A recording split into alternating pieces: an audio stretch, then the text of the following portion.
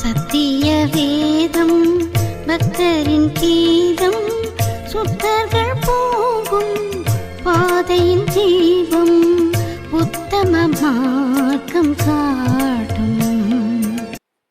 கிறிஸ்துவுக்குள் பிரியமுள்ள சகோதர சகோதரிகளை, நம்முடைய பிதாவாகிய தேவனாலும் கர்த்தராகிய இயேசு கிறிஸ்துவினாலும் கிருபையும் சமாதானமும் உண்டாவதாக என்கிற அன்பின் வாழ்த்துக்களையும் வணக்கத்தையும் உங்கள் அனைவருக்கும் தெரிவித்துக் கொண்டு, தேவனுடைய மிகுந்த கிருபையினாலே இந்த நல்ல நாளிலே நாம் ஒன்று சேர தேவனுடைய மகா பரிசுத்தமான சகல பிரஸ்தாபத்தை பார்க்கிலும் அவர் மகிமைப்படுத்தி வைத்திருக்கிற மேன்மை அருமையுமான அவருடைய வார்த்தைகளை தியானிக்கும்படியாக தேவன் கொடுத்த அந்த நல்ல வாய்ப்புக்காக அவருக்கும் அவருடைய குமாரருக்கும் மகிமையை செலுத்தி கொண்டு கோத்தகிரி பகுதியில் இருக்கிற உங்கள் அன்பு சகோதர சகோதரனுடைய அன்பையும் வாழ்த்துக்களையும் உங்கள் அனைவருக்கும் தெரிவித்துக் கொள்கிறேன்.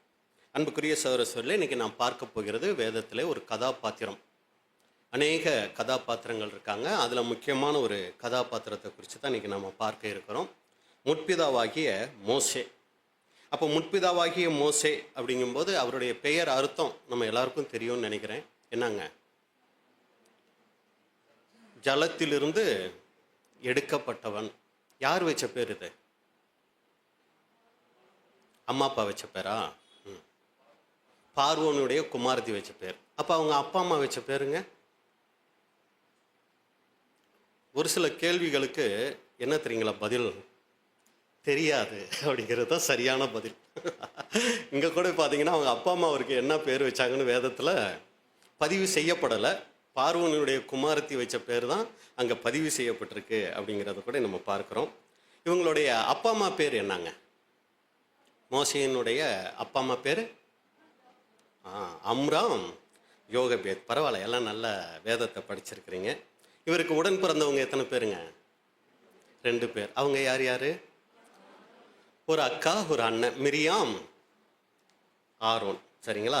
இப்போ அடுத்த கேள்வி கொஞ்சம் கஷ்டமான கேள்வி தான். வேதத்தில் மோசேங்கிற பேர் எத்தனை தடவை வருதுங்க? அது தெரியாது இல்லைங்களா? ஏன்னா நம்ம யாருமே எண்ணி பார்க்க மாட்டோம். பொதுவாக கூகுளில் ரிசர்ச் பண்ணி பார்த்தா 740ன்னு வந்துச்சு. எதுக்கும் ஏஐயை கொஞ்சம் பார்க்கலாமேன்னு பார்த்தா அதில் 800ன்னு வருது. நீங்கள் என்ன பண்ணுங்கன்னா எனக்கு ஒரு உதவி செய்யுங்க. அடுத்த தடவை நான் வரும்போது என்ன பண்ணுங்க, நீங்கள் எண்ணி எது சரி அப்படிங்கிறத நீங்கள் சொன்னீங்கன்னா எனக்கு கொஞ்சம் உதவியாக இருக்கும். சரி, அடுத்து ஒரு கேள்வி. இது இங்கே பதிவில் இருக்காது. மோசேயினுடைய மனைவி பேர் என்னங்க? சிப்போரால். பரவாயில்ல. மகன்கள் பேர்? இது கொஞ்சம் கஷ்டம் பிரதர் அப்படிங்கிறீங்களா? மோசேயினுடைய மகன்கள் பேர் கெர்ஷோம், எலியாசர். சரிங்களா? இப்போ இதில் என்ன ஒரு விசேஷம்னா, ஆரோனுக்கு பிள்ளைங்க பிறந்தாங்க. இவங்க அண்ணன் ஆரோனுக்கு. ஆரோனுக்கு எத்தனை பிள்ளைங்க பிறந்தாங்க? 4 பசங்க. இல்லைங்களா? அது 4 பேரோட பேர் தெரியுங்களா? Nadab, Abihu, Eleazar, Ithamar. இல்லைங்களா? பாருங்க, நான் இன்னைக்கு காலையில் வரும்போது தான் அதை யோசித்தேன். மோசையோட பையன் பேர் ஒன்று இருக்குது. அது என்னதுங்க? எலியாசர். ஆரோனுக்கு ஒரு பையன் இருக்கிறார். அவர் பேர் என்னங்க? எலையாசர். பாருங்க, ஒரு சின்ன வித்தியாசம் தான். லீயும் லேவும் மட்டும்தான் வித்தியாசம். பஸ்ஸில் வரும்போது அப்படியே யோசிச்சுட்டு வந்தேன். இங்கேயும் அதே பேர், ரெண்டும் ஒரே மாதிரி பேர் வருதே. 2 பேருமே ஒரே மாதிரி பேர் வச்சாங்களா அப்படின்னு சொல்லி பார்த்தா ஒரே ஒரு எழுத்தை தான் என்ன பண்ணியிருக்கிறாங்க. அவர் லீ வச்சிருக்கிறாரு, இவர் லே வச்சிருக்கிறார். இது கூட ஒரு ஆச்சரியமான விஷயம் வேதத்தில் அங்கே இருக்கிறத நம்ம பார்க்குறோம். சரி, இப்போ நம்ம மோசைக்குள்ளே நம்ம போயிடலாம். மோசையினுடைய வாழ்க்கையை நம்ம வேதம் எத்தனை பிரிவாக பிரிக்குதுங்க? 3 பிரிவாக பிரிக்குது. அவர் மொத்தம் எத்தனை வயசு வரைக்கும் உயிர் வாழ்ந்தார்? 120 வயசு வரைக்கும். அப்போ அதை எப்படி பிரிக்குது வேதம்? 40 40 40 பிரிக்குது. 1லேருந்து 40 வரைக்கும் பார்த்தீங்கன்னா அவர் எகிப்து தேசத்தில் இருக்கிறாரு. 41லேருந்து 80 வரைக்கும் மீதியான் தேசத்தில் இருக்கிறாரு. 81லேருந்து 20 வரைக்கும் எகிப்தில் இருக்கிறார் அப்படின்னு கூட நம்ம பார்க்குறோம். எகிப்து மற்றும் வனாந்தரத்தில் அங்கே இருக்கிறார் அப்படின்னு கூட நம்ம பார்க்குறோம். இப்போ இந்த 40 40 40 இது வேற எங்கேயாவது பொருத்த வருமா? ஏன்னா நீங்கள் எல்லாத்துக்குமே பதில் சொல்கிறீங்க, அதனால் வேற எங்கேயாவது இந்த பொருத்தி வருங்களா? சவுல் 40, தாவீது 40, சாலமோன் 40, இதுவும் கூட அங்கே பொருத்தி வரதை நம்ம பார்க்குறோம். அப்போ சப்ஜெக்ட் எல்லாமே உங்களுக்கு தெரியும்னு நினைக்கிறேன். சரி, நம்ம இப்போ பார்க்கலாம். இப்போ அந்த 40 முதல் 40 இருக்கு இல்லைங்களா? மோசே பிறந்ததுலேருந்து அந்த 40 வயசு வரைக்கும். இப்போ மோசையோட முழு வாழ்க்கையை முதலாவது நம்ம பார்த்துருவோம். அதாவது பிறந்ததுலேருந்து அந்த 120 வயசு வரைக்கும் என்னென்னலாம் அவர் வாழ்க்கையில் நடந்துச்சு அப்படிங்கிறத நம்ம என்ன பண்ணிடுறோம்னா ஒரு தடவை அப்படி பார்த்துட்டு அப்புறம் மோசையை குறித்து ஒரு சில காரியங்கள் நமக்கான படிப்பினைகள் நம்ம பார்க்கலாம். அப்போ முதல் காரியம் என்னன்னா, அந்த பிறந்ததுல இருந்து 40 வயசு வரைக்கும் அவருடைய வாழ்க்கையில என்ன நடந்துச்சுன்னா, எபிரேயர் 11ஆம் அதிகாரம் 23வது வசனம். எபிரேயர் 11:23. எபிரேயர் 11ஆம் அதிகாரம் 23ஆம் வசனம். மோசே பிறந்தபோது அவனுடைய தாய் தகப்பன்மார் அவனை அழகுள்ள பிள்ளை என்று கண்டு விசுவாசத்தினாலே ராஜாவினுடைய கட்டளைக்கு பயப்படாமல் அவனை 3 மாதம் ஒளித்து வைத்தார்கள். இதான் ஆரம்ப பகுதி நம்ம பார்க்கிறோம். மோசே அங்க அம்ராம் யோகபேத்துக்கு பிறக்கிறாரு. 3 மாசம் அங்க ஒளித்து வைக்கப்படுகிறார். அதுக்கப்புறம் அந்த நைல் நதியில விடும்போது தான் அந்த பார்வோன் குமாரத்தை பார்க்குறாங்க. அப்புறம் மிரியாம் போய் அந்த அம்மா கிட்ட பேசி என்ன பண்ணுறாங்கன்னா, தன்னுடைய தாய்கிட்டே என்ன பண்ணுறாங்கன்னா, மோசையை அங்கே கொண்டு வந்து வளர்க்க வைக்கிறாங்க. ஒரு குறிப்பிட்ட காலம் மோசே தன் தாய்கிட்ட வளர்ந்து அதுக்கப்புறம் எங்கே ஒப்படைக்கப்படுகிறார்னா, பார்வோன் அரண்மனையில் அங்கே ஒப்படைக்கப்படுறாரு. அப்புறம் பார்வோன் அரண்மனையில் இருக்கும்போது ஒரு சில காரியங்கள் மோசே என்ன பண்ணுறாருன்னா அங்கே கற்றுக்கொள்கிறார். அம்மா கிட்ட இருக்கும்போது இஸ்ரேல் ஜனங்கள், அவங்களுடைய வம்சம், தேவன் அவங்களுக்கு கொடுத்த வாக்கு தத்தங்கள் இதெல்லாம் கொஞ்சம் தெரிஞ்சுக்கிறாரு. அதுக்கப்புறம் பார்வோன் அரண்மனைக்கு போய் நிறைய சகல சாஸ்திரங்களையும் என்ன பண்ணுறாருன்னா அங்கே கற்றுக்கொள்கிறார் அப்படின்னு கூட நம்ம பார்க்குறோம். அப்போஸ்தலர் 7ஆம் அதிகாரம் 20லிருந்து 22 வரைக்கும். அப்போஸ்தலர் 7ஆம் அதிகாரம் 20ஆம் வசனம் முதல். அக்காலத்திலே மோசே பிறந்து திவ்ய சௌந்தரியம் உள்ளவனாயிருந்து 3 மாதமளவும் தன் தகப்பன் வீட்டிலே வளர்க்கப்பட்டான். அவன் வெளியே போட்டுவிடப்பட்ட போது பார்வோனுடைய குமாரத்தி அவனை எடுத்து தனக்கு பிள்ளையாக வளர்த்தாள். மோசே எகிப்தியருடைய சகல சாஸ்திரங்களிலும் கற்பிக்கப்பட்டு வாக்கிலும் செய்கையிலும் வல்லவனானான். இதுதான் அன்புக்குரிய சகோதரர்களே, அந்த முதல் 40 வருடத்துல மோசையினுடைய வாழ்க்கையில நடந்த காரியங்களை நம்ம பார்க்கிறோம். இப்ப 2வது 40 வருடத்துல என்ன நடக்குது அப்படின்னு சொல்லி நம்ம பார்க்கும்போது எபிரேயர் 11ஆம் அதிகாரம் 24. எபிரேயர் 11ஆம் அதிகாரம் 24ஆம் வசனம். விசுவாசத்தினாலே மோசே தான் பெரியவனான போது பார்வோனுடைய குமாரத்தின் மகன் எண்ணப்படுவதை வெறுத்து. இதுதான் அந்த 2வது 40 வருடத்துல நடந்த விஷயம். என்னாச்சுன்னா, அவர் பெரியவன் ஆன போது 40 வயசு ஆன போது இப்ப என்ன பண்றார் அப்படின்னு சொல்லி நம்ம பார்க்கும்போது அந்த ஒரு நகர்வலம் போல வர்றாரு. அப்ப அங்க நம்ம பார்க்கிறோம், ஒரு இஸ்ரேலனை எகிப்தியன் துன்புறுத்துறதை பார்த்து இவர் அந்த எகிப்தியனை என்ன பண்ணார்னா கொன்னுடுறாரு. இது பார்வோனுக்கு தெரிஞ்சு போகுது பின்னாட்கள்ல. அப்ப பார்வோனுக்கு பயந்து என்ன பண்றாருன்னா, அவர் அங்கிருந்து கிளம்பி மீதியான் தேசம் அங்க வந்துடுறாரு. மீதியான் தேசம் வந்த பின்னாடி அங்கிருந்து ஆசாரியனுடைய மகள் சிப்போரால என்ன பண்றாருன்னா திருமணம் செய்கிறாரு.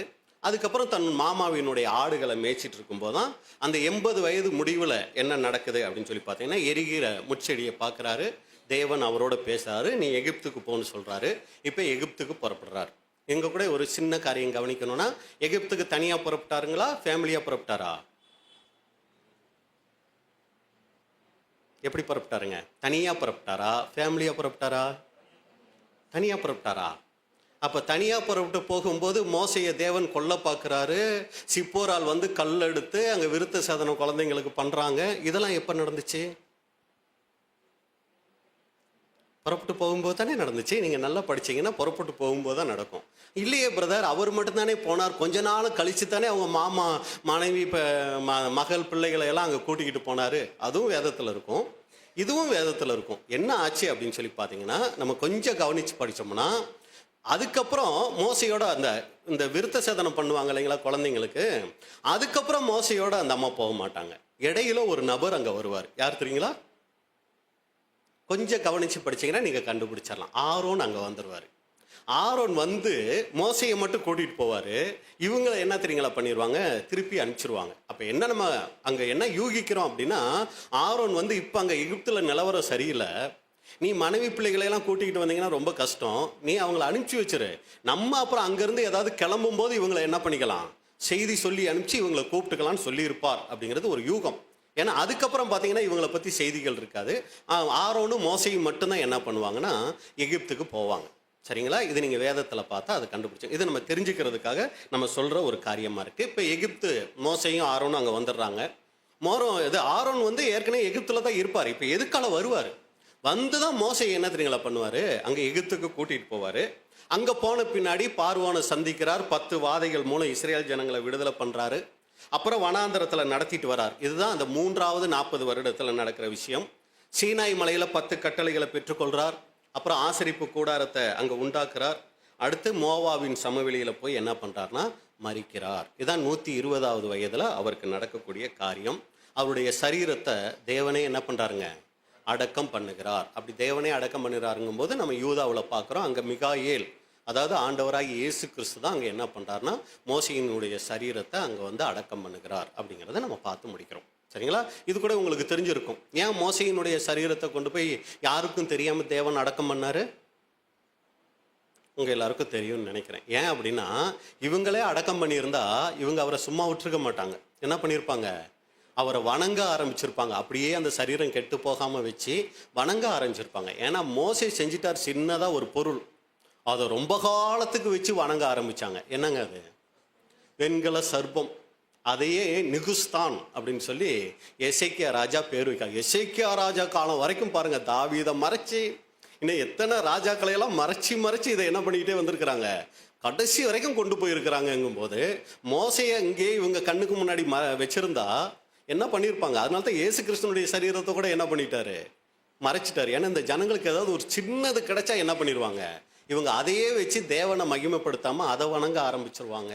அப்படிங்கிறதுனால தான் தேவன் இது போன்ற காரியங்கள் அங்கே செய்கிறார். அப்போ அன்புக்குரிய சகோதர சகோதரிகளே, இப்படி தான் மோசேயினுடைய பிறந்ததுலேருந்து அவர் இறக்கும் வரைக்கும் உள்ள காரியங்கள் வேதத்தில் முழுவதுமாக பதிவு செஞ்சுருக்கு. இது ஒரு பெரிய ஆச்சரியமான விஷயம். ஏன்னா வேதத்தில் ஒரு சிலருடைய வாழ்க்கை பார்த்தீங்கன்னா ஆரம்ப பகுதி இருக்காது, ஒரு சிலருடைய வாழ்க்கை பார்த்தீங்கன்னா முடிவு பகுதி இருக்காது, ஒரு சிலர் வாழ்க்கை இருக்கும் ஆனால் அவங்க பேரே வேதத்தில் இருக்காது.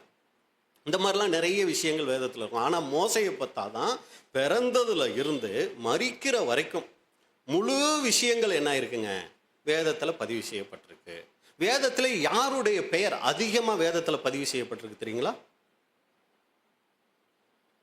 மோசையை பார்த்துக்கிட்டு இருக்கிறதுனால பிரதர் மோசையா இருக்குமோ அப்படின்னு நினச்சிங்கன்னா இல்லைங்க. தாவீதினுடைய பெயர் தான் வேதத்தில் 1000க்கு மேலே, எனக்கு இப்போ அந்த நம்பர் மறந்துருச்சு, 1000க்கு மேலே அவருடைய பேர் தான் பதிவு செய்யப்பட்டிருக்கு. ஆனால் தாவீதினுடைய வாழ்க்கையை பாருங்கள், ஆரம்ப பகுதியெல்லாம் என்ன இருக்காது, வேதத்தில் பதிவே இருக்காது. அவர் அந்த வாலிபன் ஆன பின்னாடி தான் அவரை பற்றி பதிவுகள் இருக்குமே ஒழிய அதுக்கு முன்னாடி இருக்கிற பதிவுகள் வேதத்தில் நேரடியாக இருக்காது.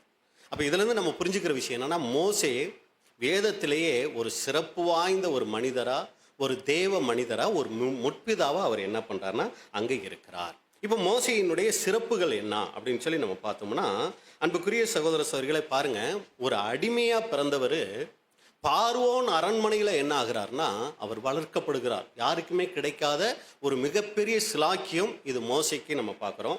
அடுத்து நம்ம பார்க்குறோம் இவருடைய சிறப்பு என்ன அப்படின்னா 10 வாதைகள். அந்த 10 வாதைகள் மூலமாக இஸ்ரேல் ஜனங்களை என்ன பண்ணுறாருன்னா எகிப்திலேருந்து அங்கே மீட்கிறதே இவருடைய சிறப்பு.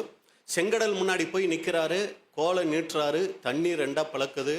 இது போல ஒரு சரித்திர சாதனையை வேற எந்த மனிதரும் செஞ்சாங்களா? எலியா எலிசா கூட துண்டடிச்சு போகிறாங்க, அது அவங்க 2 பேரோட இது. ஆனால் மோசேயை நீங்கள் பார்த்தீங்கன்னா இது ஒரு பெரிய சரித்திர ஒரு சம்பவமாக இருக்குது. அடுத்து நீங்கள் பார்த்தீங்கன்னா இது ரொம்ப ஒரு சுவையான ஒரு நிகழ்ச்சி. என்னன்னா, தேவதூதர்கள் பரலோகத்திலேருந்து பார்த்துட்டு இருக்கிறாங்க. தேவன் என்ன பண்ணுறாருன்னா ஒரு வனாந்தரத்தில் போயிட்டு சம்பந்தமே இல்லாமல் ஒரு விதையை விதைக்கிறார். சரிங்களா? அந்த விதை வளர்ந்து அப்படியே செடியாகி ஒரு மரமாக நிற்குது. யாருக்குமே பிரயோஜனம் இல்லை. சரிங்களா? எதுக்கு தேவதூதர்களுக்கெல்லாம் ஒரு குழப்பம், எதுக்கு சம்பந்தமே இல்லாமல் இந்த வனாந்தரத்தில் போயிட்டு ஒரு விதையை விதைச்சி அதில் ஒரு செடி வந்து அது ஒரு மரமாயிட்டு நிற்குது. இது என்னத்துக்கு யூஸு, இதனால என்ன பிரயோஜனம் அப்படின்னு எல்லாரும் யோசிச்சுட்டு இருக்கும்போது ரொம்ப காலம் கழித்து ஒரு குரூப் அப்படியே வர்றாங்க. அப்படி வரும்போது அவங்க வந்து பக்கத்தில் ஓடுற அந்த தண்ணியை பார்த்து குடிக்கிறாங்க. அந்த தண்ணி என்னவா இருக்குங்க, ஒரே கசப்பாக இருக்குது. அப்போ ஆண்டவர் சொல்கிறாரு, அந்த மோசைக்கு காமிக்கிறார், என்னதுங்க, அந்த மரத்தை.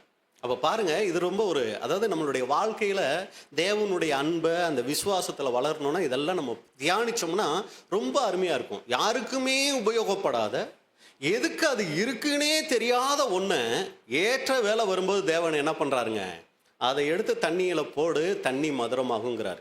இது எதுக்கு நம்ம, இது சம்பந்தம் இல்லை இந்த இடத்துல, எதுக்கு இதை நம்ம சொல்கிறோம் அப்படின்னா, நம்ம கூட அப்படித்தாங்க ஒரு சில நேரங்களில் நான் எதுக்குமே உபயோகம் இல்லை பிரதர், நான் எதுக்குமே லாய்க்கில்லை, என்னால் யாருக்கு எந்த பிரயோஜனமும் இல்லைன்னு நினச்சிக்கிட்டு இருப்போமே. ஆனால் தேவன் மேலே விசுவாசம் வச்சு தேவனை நம்பி இருந்தோன்னு வைங்களே, நம்மளையும் கொண்டு ஏதோ ஒரு சூழ்நிலையில் தேவன் என்ன பண்ணுவாருங்க, பயன்படுத்துவார். அதுக்கு தேவன் மேலே நம்ம நம்பிக்கை வச்சு உறுதியாக இருக்கணும். அவங்களாம் தேவனுக்காக எப்படி வாழ்கிறாங்க, இவங்களாம் அதெல்லாம் செய்கிறாங்க, எனக்கு எந்த நாலேஜும் இல்லையே, நான் ஒன்றுமே செய்யாமல் இருக்கிறேனே, அப்படி மட்டும் நம்ம எப்போதும் சோர்ந்து போயிடக்கூடாதுங்க. நம்மளை வச்சு தேவன் ஏதோ ஒரு காரியம் செஞ்சுட்டு இருப்பாரு, அது நமக்கே தெரியாமல் கூட இருக்கும். சரிங்களா?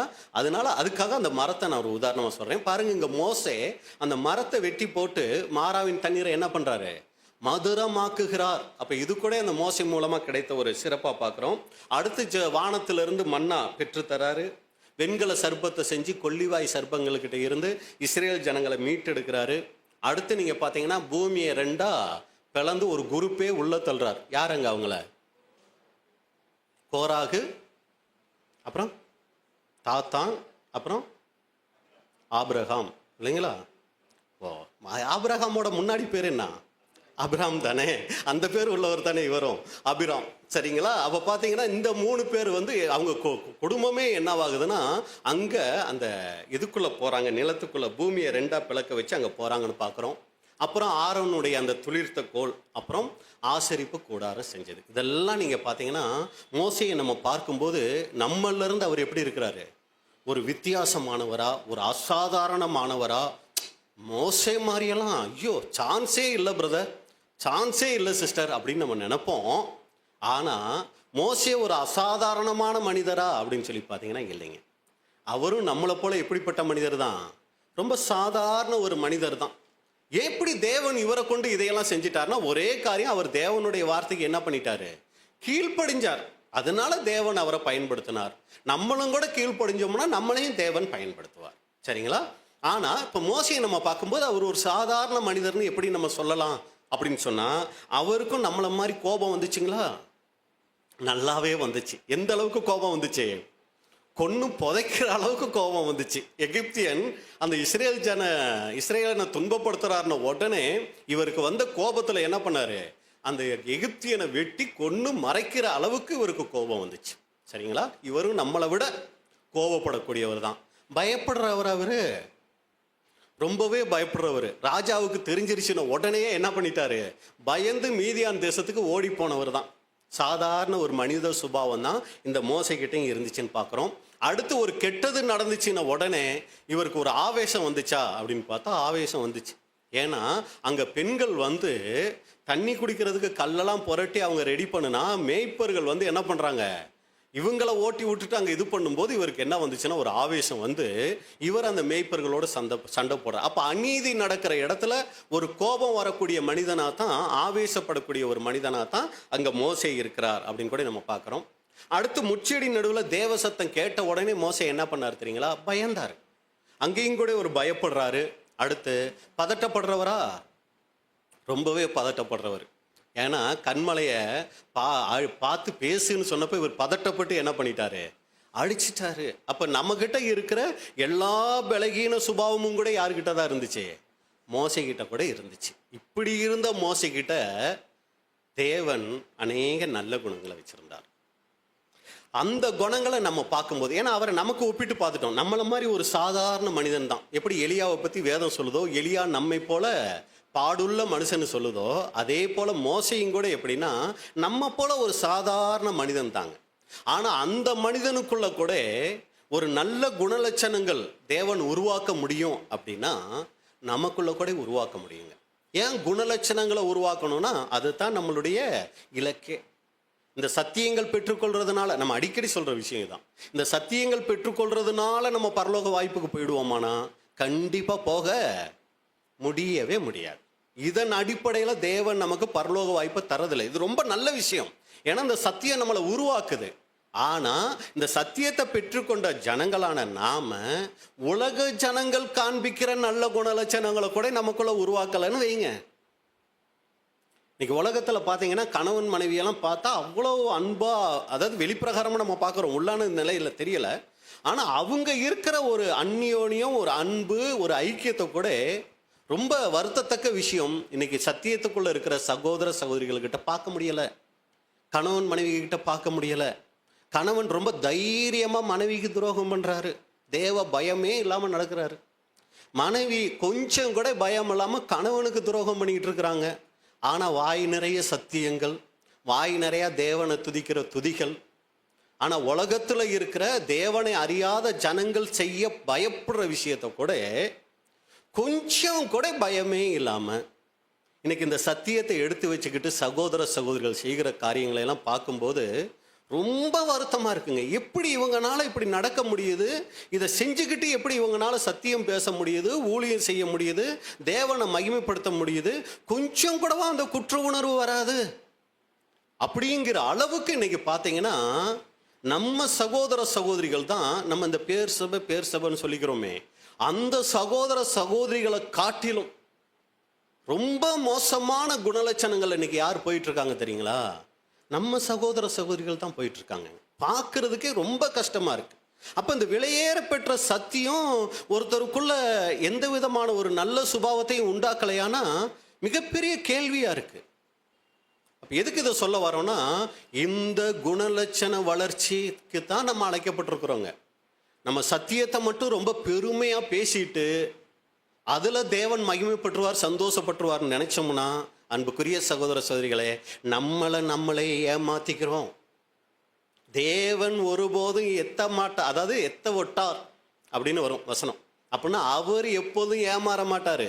நம்ம நினைச்சுக்குவோம் தேவனை சந்தோஷப்படுத்திட்டோம், தேவனை மகிமைப்படுத்திட்டோம், தேவன் மனுஷரை போலத்தான், அவர் நம்ம உள்ளுக்குள்ளையெல்லாம் என்ன நடக்குதுங்கிறத பார்க்க மாட்டாரு, சந்தோஷப்பட்டுவார்னு நிறைய நேரங்களில் நம்ம தேவனை ஏமாத்திட்டதான் நினைச்சு சந்தோஷப்பட்டுருவோம். தேவன் ஒருபோதும் ஏமாற மாட்டாருங்க. அப்ப நம்முடைய அனுதின வாழ்க்கையில யாருக்கும் தெரியாம நமக்குள்ள வர சிந்தனையில ரொம்ப கவனம் செலுத்தணுங்க. நேற்று கூட இரவின் கீதங்கள் நம்ம படிச்சிருப்போம். அதாவது தேவனுக்கு முன்னாடி நான் உண்மையா இருக்கணும், தேவன் பார்வையில நான் உண்மையா இருக்கணும்னு யாரு ஒருத்தர் நினைக்கிறாங்களோ அவங்களுடைய வாழ்க்கை மட்டும்தான் தேவனுக்கு பிரியமா மாறும். மற்றபடி நாம் செய்கிற அந்த வெளிவேசமான காரியங்கள் எதுவுமே தேவனை மகிமைப்படுத்திடாது. எதுக்கு இதெல்லாம் சொல்ல வந்துட்டோம்? அப்ப நம்முடைய இலக்கு என்னன்னா, எனக்குள்ள இந்த தேவனை அறிந்து கொண்டதுனால, இந்த சத்தியத்தை அறிந்து கொண்டதுனால எனக்குள்ள நடைபெற்ற மாற்றங்கள் என்ன, என்னுடைய பழைய மனுஷன்ல இருந்து எனக்குள்ள வந்திருக்கிற இந்த புதிய மனுஷன்ல எனக்கு வந்திருக்கிற வளர்ச்சி என்னங்கிறத அடிக்கடி நம்ம சிந்திச்சு பார்க்கணுங்க. ஏதோ வருஷத்துல ஒரு நாள் நம்ம சிந்திச்சு பார்த்து இயேசு கிறிஸ்துனுடைய மரணத்தை நினைவு கூர்ந்துட்டா அது தேவனை சந்தோஷப்படுத்திடாது. அடிக்கடி நாமளே யோசிச்சு கொள்ளணும். இந்த சத்தியத்தை பெற்றிருக்கிறேனே, இந்த சத்தியத்தின்படி வாழ வந்திருக்கிறேனே, எனக்குள்ள நடந்திருக்கிற மாற்றங்கள் என்ன? சாதாரண உலக மனுஷரை போல ஒரு வாழ்க்கை வாழ்ந்துக்கிட்டு நானும் தேவனுடைய பிள்ளை தான் அப்படின்னு நினச்சிக்கிட்டு இருந்தோம்னா நாமளே ஏமாத்திக்கிறோம். அன்புக்குரிய சகோதர சகோதரிகளே, ரொம்ப பயப்படணுங்க. இன்னைக்கு நிறைய இடங்களில் கேள்விப்படுகிற காரியங்களாக இருக்கட்டும், நிறைய பேரோட பழகிற விஷயத்தில் பார்க்கும்போது இன்னைக்கு சகோதர சகோதரிகளால் முக்கியமான ஒரு குணம் குறைஞ்சி போயிருக்குன்னா அது என்ன குணம் தெரியுங்களா? தேவ பயம்தான். மற்ற எல்லாமே இருக்கு. குறைஞ்சு போன ரொம்ப காரியம் என்னன்னா தேவ பயம்தான். தேவன் என்னை பார்த்துட்டு இருக்கிறாரு, யாருமே என்கிட்ட பார்க்காத ஒரு விஷயத்த கூட தேவன் பார்த்துக்கிட்டு இருக்கிறாருங்கிற அந்த பயம் இன்னைக்கு ரொம்ப குறைஞ்சி போயிடுச்சுங்க. என்ன பிரதர் அவங்கள பத்தியா இப்படி சொல்றீங்க அப்படின்னு கேட்டா, ஆமாம் பிரதர்னு சொல்லும் போது அதிர்ச்சியா இருக்கு. அது எப்படி அப்படின்னு கேள்விக்குறி தான் வருது. அதனால தான் இன்னைக்கும் கூட நம்ம என்ன சொல்ல வரோம்னா, குணலட்சணங்கள் நம்முடைய வாழ்க்கை, தனிப்பட்ட வாழ்க்கை முறைகளில் தேவ பக்தி, தேவ பயம், தேவ நடுக்கம், தேவன் பார்த்துக்கிட்டு இருக்கிறாருங்கிற உணர்வு நமக்கு குறைஞ்சிச்சுன்னா, அன்புக்குரிய சகோதர சகோதரிகளே, நாம் இந்த அழைப்பை இழந்துருவோம். ஏன்னா ரொம்ப கஷ்டப்பட்டு இந்த அழைப்புக்குள்ளே வந்திருக்கிறோங்க. ரொம்ப சாதாரணமாகலாம் நம்ம வந்துடல. ரெண்டாவது, நம்ம இந்த அழைப்புக்குள்ளே நம்ம வர்றதுக்கு தேவன் நமக்கு கொடுத்துட்ட கிருபை ரொம்ப பெருசு. இது இன்னைக்கு இருக்கிற மற்ற கிறிஸ்தவங்களுக்கு கொடுத்திருந்தா அவங்க வாழ்க்கை இன்னும் எப்படி இருந்திருக்கும் நமக்கு தெரியாது. ஆனா நமக்கு கிருபையா இந்த அழைப்பை கொடுத்திருக்கிறார். இதை ஒருபோதும் நம்ம வீணடிச்சிடக்கூடாது. அன்புக்குரிய சகோதர சகோதரிகளை, இப்போ மோசே கிட்ட இருந்து ஒரு 3 காரியங்கள் நம்ம பார்க்கலாம். அதுல தேவனுடைய பிள்ளைகளான நமக்குரிய பாடங்கள் என்னன்னு பார்க்கலாம். அப்ப முதல் காரியம் மோசே கிட்ட நம்ம பார்க்கிறோம், விசுவாசம். அப்ப இந்த விசுவாசம் மோசேயினுடைய வாழ்க்கையில எப்படி வெளிப்பட்டுச்சு அப்படின்னு சொல்லி நீங்க பாத்தீங்கன்னா, இவர் ஆரம்பத்துல பார்வோனுடைய அரண்மனையில தான் இருக்கிறாரு. பார்வோனுடைய அடுத்த வாரிசு இவர் தான். அடுத்து இந்த எகிப்து தேசத்தை ஆளக்கூடிய ஒரு வாய்ப்பு யாருக்கு இருக்குன்னா, இந்த மோசேக்கு அங்க இருக்குது. இவ்வளோ பெரிய ஒரு வாய்ப்பு அங்கே மோசையை ஈர்க்கலை. அடுத்து நான் தான் அப்படிங்கிற இந்த ஒரு மிகப்பெரிய ஒரு வாய்ப்பு அவருக்கு முன்னாடி இருக்குது. அது மோசையை கொஞ்சம் கூட ஈர்க்கலை. அடுத்து நீங்க பார்த்தீங்கன்னா, இந்த எகிப்து தேசத்துல ஒரு பார்வோனுடைய குமாரத்தியா, அதாவது பார்வோன் குமாரத்தியோடைய ஒரு மகனா தான் வாழ்றதை விட, தேவ ஜனங்கள் அடிமைகளா இருக்காங்களே இந்த இஸ்ரேல் ஜனங்கள், இவங்களோட பாடுகளோட வாழ்ந்தா போதும்னு அவர் என்ன பண்ணிட்டாருன்னா, அந்த எகிப்துல இருந்த சுகபோகங்களை எல்லாம் உதறிட்டாரு. சரி பிரதர், மோசே இந்த மாதிரி எகிப்துல இருக்கிற சுகபோகத்தை எல்லாம் உதறிட்டாரு, பார்வோனுடைய குமாரத்தின் மகன்கிறத வெறுத்துட்டாரே, என்ன காரணம் அப்படின்னு சொல்லி பார்த்தீங்கன்னா, அதுதான் அன்புக்குரிய சகோதர சகோதரிகளே, அவருக்கு இருந்துட்ட விசுவாசம். என்ன பிரதர், விசுவாசம்னா நம்ம ஏதாவது ஆண்டவர்கிட்ட கேட்போம், ஆண்டவர் எனக்கு அதை செஞ்சிருவாரு அப்படின்னு நினைக்கிறது தானே விசுவாசம். ஆனா இது எப்படி விசுவாசமாகும்? அவர் ஒரு நல்ல மேலான நிலைமையில இருக்கிறாரு, அதை வேண்டான்னு உதறது விசுவாசமா அப்படின்னு சொல்லி பார்த்தீங்கன்னா, ஆமாங்க, அதுதான் விசுவாசம். வேதம் அப்படித்தான் சொல்லுது. எபிரேயர் 11ஆம் அதிகாரம் 25-26. எபிரேயர் 11ஆம் அதிகாரம் 25ஆம் வசனம் முதல், அனித்தியமான பாவ சந்தோஷங்களை அனுபவிப்பதை பார்க்கிலும் தேவனுடைய ஜனங்களோட துன்பத்தை அனுபவிப்பதையே தெரிந்து கொண்டு. அந்த 24 மேல நம்ம ஏற்கனவே இந்த வசனம் வாசிட்டோம். விசுவாசத்தினாலே மோசே என்ன பண்ணாராம்? அனித்தியமான பாவ சந்தோஷங்களை அனுபவிப்பதை பார்க்கிலும் தேவனுடைய ஜனங்களோட துன்பத்தை அனுபவிப்பதை தெரிந்து கொண்டார். ஏன் தெரிந்து கொண்டார்? அது அவருக்கு இருந்த விசுவாசம். இனிவரும் பலன் மேல் நோக்கமாயிருந்து எகிப்திலுள்ள பொக்கிஷங்களிலும் கிறிஸ்துவின் நிமித்தம் வரும் நிந்தையை அதிக பாக்கியம் என்று எண்ணினான். பாருங்க, இனிவரும் தேவன் கொடுக்க போகிற அந்த பலன் மேல் அவர் நோக்கம் வச்சு, எகிப்துல அவருக்கு முன்னாடி இருக்குது நிறைய பொக்கிஷம், அதான் அவருக்கு இருந்த அந்த ஒரு ஆளுகை தன்மை. இதையெல்லாம் கிறிஸ்துவின் நிமித்தம் வர்ற நிந்தை எனக்கு பெருசு, இது வேண்டான்னு முடிவெடுத்தாராம். 2 சாய்ஸ் இருக்குது அவருக்கு. உனக்கு எகிப்துல இருக்கிற பொக்கிஷம் வேணுமா மோசே, இல்ல இஸ்ரேல் ஜனங்களோட சேர்ந்து துன்பப்படுறியா அப்படின்னு சொல்லி கேட்டா, இவர் என்ன பண்ணாராம்? எனக்கு இந்த பொக்கிஷமெல்லாம் வேணாம், நான் இஸ்ரேல் ஜனங்களோட துன்பத்தை நான் தெரிஞ்சுக்கிறேன். பாருங்க, ஒவ்வொருத்தருக்கும் தேவன் 2 சாய்ஸ் கொடுக்குறார். முதல் சாய்ஸ் யாரு கொடுத்தாரு? ஆதாமுக்கு கொடுத்தாரு. உனக்கு நன்மை தீமை அறியத்தக்க விருட்சம் வேணுமா, இல்ல ஜீவ விருட்சம் வேணுமா அப்படின்னு 2 சாய்ஸ் வச்சாரு. அப்ப அதுல அவர் எதை தெரிஞ்சுக்கிட்டாருன்னா, பரவாயில்ல, எனக்கு ஏவாள் கொடுக்குற அந்த பழம் போதும், நீங்க சொல்ற பழம் வேண்டான்னு அவர் முடிவு எடுத்துட்டார். இப்படி ஒவ்வொருத்தருக்கு முன்னாடி 2 சாய்ஸ் இருந்துச்சு. இப்போ மோசைக்கு முன்னாடி 2 சாய்ஸ் கொடுக்குறாரு. இவ்வளவு காலம் 40 வயசு வரைக்கும் இருந்து அனுபவிச்சியே, அப்படியே காலத்தை ஓட்டிடலாம்னு நினைக்கிறியா, இல்ல அதை விட்டுட்டு எகிப்து ஜனங்களோட இஸ்ரேல் ஜனங்களோட போயிட்டு துன்பத்தை அனுபவிக்கிறியானா, இவ்வளவு நாள் இருந்து பார்த்துட்டேன், இது எனக்கு சந்தோஷமே இல்லை, இது எனக்கு வேண்டாம், இவங்களோட நான் போய் துன்பம் அனுபவிக்கிறேன், அது எனக்கு இனி வரும் பலன் அப்படின்னு முடிவெடுத்தாராம். என்ன காரணம்? அதுதான் மோசைக்குள்ள இருந்துட்ட விசுவாசம். அடுத்து முக்கியமான ஒரு காரியம், மீதியான் தேசம் வந்துட்டாரு. ஒரு நாள் கூட அந்த எகிப்தை விட்டுட்டு வந்துட்டனே, சே, பார்வோனுடைய குமாரத்தியாவே இருந்திருக்கலாம், இந்த மாமனார் வீட்டில் வந்து உட்காந்துக்கிட்டு இந்த ஆடை மேய்ச்சிக்கிட்டு, சே பெரிய அக்கப்போரா இருக்கு அப்படின்னு எங்கேயாவது ஒரு நாளாவது அதை நினைச்சு வேதனைப்பட்டிருப்பாரா? அவர் வேதனைப்பட்டிருந்தாருன்னா அவரை பத்தி இன்னைக்கு நம்ம படிக்க மாட்டோம். ஏன்னா அவர் பைபிளே இருந்திருக்க மாட்டாரு, இல்லைன்னா ஒரு பின்பற்றக்கூடாத ஒரு முன்மாதிரியா இருந்திருப்பாரு. ஆனா ஒருபோதும் அதை குறித்து அவர் வேதனைப்படலை, வருத்தப்படலை, யாருக்கிட்டையும் சொல்லிக்கிட்டு இருக்கல. இங்க வந்து பாரு சிப்பரால், உன்னை கல்யாணம் பண்ணதுக்கு நான் பார்வோன் குமாரத்தின் மகனா இருந்திருந்தேன்னா அங்க ஒரு இளவரசியை மேரேஜ் பண்ணிட்டு என் வாழ்க்கையே வேற மாதிரி இருந்திருக்கும். போய் உன்னை கல்யாணம் பண்ணிட்டு உங்க வீட்டுல ஆடை மேய்ச்சிக்கிட்டு இருக்கேன் பாரு, அதுக்கெல்லாம் உங்க அப்பா கிட்ட வந்து கணக்கு கொடுக்க வேண்டியதா இருக்குது. இந்த வீட்டுக்கு மாப்பிள்ளையா இருக்கிறதுக்கு நான் அங்கேயே இருந்திருக்கலாம் அப்படின்னு அவர் ஒருபோதும் என்ன பண்ணல தெரியுங்களா? தான் விட்டு வந்ததை நினைச்சு ஒரு நாள் கூட வேதனைப்படலை, யாருக்கிட்டையும் அவர் சொல்லிக்கிட்டே இருக்கல. அதே நேரத்தில் தன்னுடைய மனைவி பிள்ளைகள் தேவனை அறியாமல் இருந்தால் கூட என்னைக்காவது ஒரு நாள் அவங்கள தேவன் என்ன பண்ணுவார்? சந்திப்பார் அப்படிங்கிற ஒரு விசுவாசம் அவருக்கு அங்கே இருந்துச்சு அப்படின்னு கூட நம்ம பார்க்குறோம்.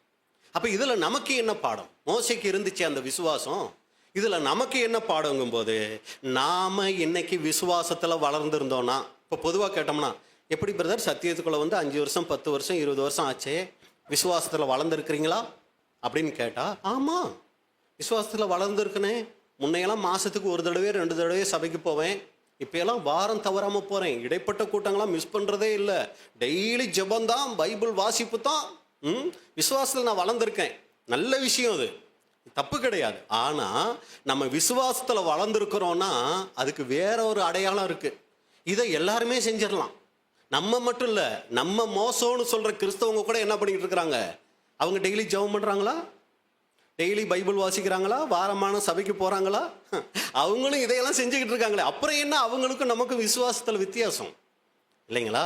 அப்ப நம்ம விசுவாசத்துல வளர்றோம்னா நமக்குள்ள ஒரு சில அடையாளங்கள் தெரியணும். என்னன்னா, உலக ஆசை குறைஞ்சி பண ஆசை நமக்குள்ள குறைஞ்சிருக்கணும். ஆரம்பத்துல சத்தியத்துக்குள்ள வரும்போது உலக ஆசை ரொம்ப இருந்துச்சு பிரதர். இப்ப இந்த உலகமெல்லாம் நமக்கு பிடிக்கிறதில்ல. பணம் மேலையெல்லாம் அந்த அளவுக்கு ஈடுபாடெல்லாம் இப்ப இல்லை, குறைஞ்சிருக்கணும்னா நம்ம விசுவாசத்துல வளர்றோமா? இல்லையே, அப்ப விட இப்ப கொஞ்சம் அதிகரிச்சிருக்கே அப்படின்னோம்னா இதெல்லாம் நடக்கலாம். சபைக்கு வர்றது, ஜெபம் பண்றது, பைபிள் வாசிக்கிறது, ஊழியம் செய்யறது, இதெல்லாம் இப்ப நல்லா போயிட்டு இருக்கும். ஆனா விசுவாச வளர்ச்சியில நம்ம எங்கேயோ குறைஞ்சிருக்கோம். சரிங்களா? இன்னைக்கெல்லாம் பாத்தீங்கன்னா சகோதர சகோதரிகள் இந்த வெளிநாட்டு பணத்துக்காக அவங்க பண்ற அட்டகாசங்கள், சத்தியத்தையே மாத்துகிற காரியங்கள்லாம் பாத்தீங்கன்னா, இந்த பண ஆசை இன்னைக்கு ஒரு மனுஷனை தேவனை விட்டே விலக வைக்குங்கிறதுக்கு நிறைய அடையாளங்கள் இருக்கு. ஆனா தேவனுடைய பிள்ளைகளான நாம ரொம்ப கவனமா இருக்கணும். நம்மளை நாமளே சீர்தூக்கி பார்க்கணும். எனக்குள்ள உலகம் அதிகமாக இருக்குதா, குறைஞ்சிருக்குதா? பண ஆசை எனக்குள்ள இப்ப அதிகரிச்சிருக்குதா, குறைஞ்சிருக்குதா? குறைஞ்சிருந்தா விசுவாசத்தில் நம்ம வளர்ந்து வந்துட்டு இருக்கோம்னு அர்த்தம். அதிகரிச்சிருக்குன்னா தேவனுடைய சமூகத்தில் அழுது ஜெபிச்சு, அப்பா எனக்கு விசுவாசம் வர்றதுக்கு உதவி செய்யுங்க.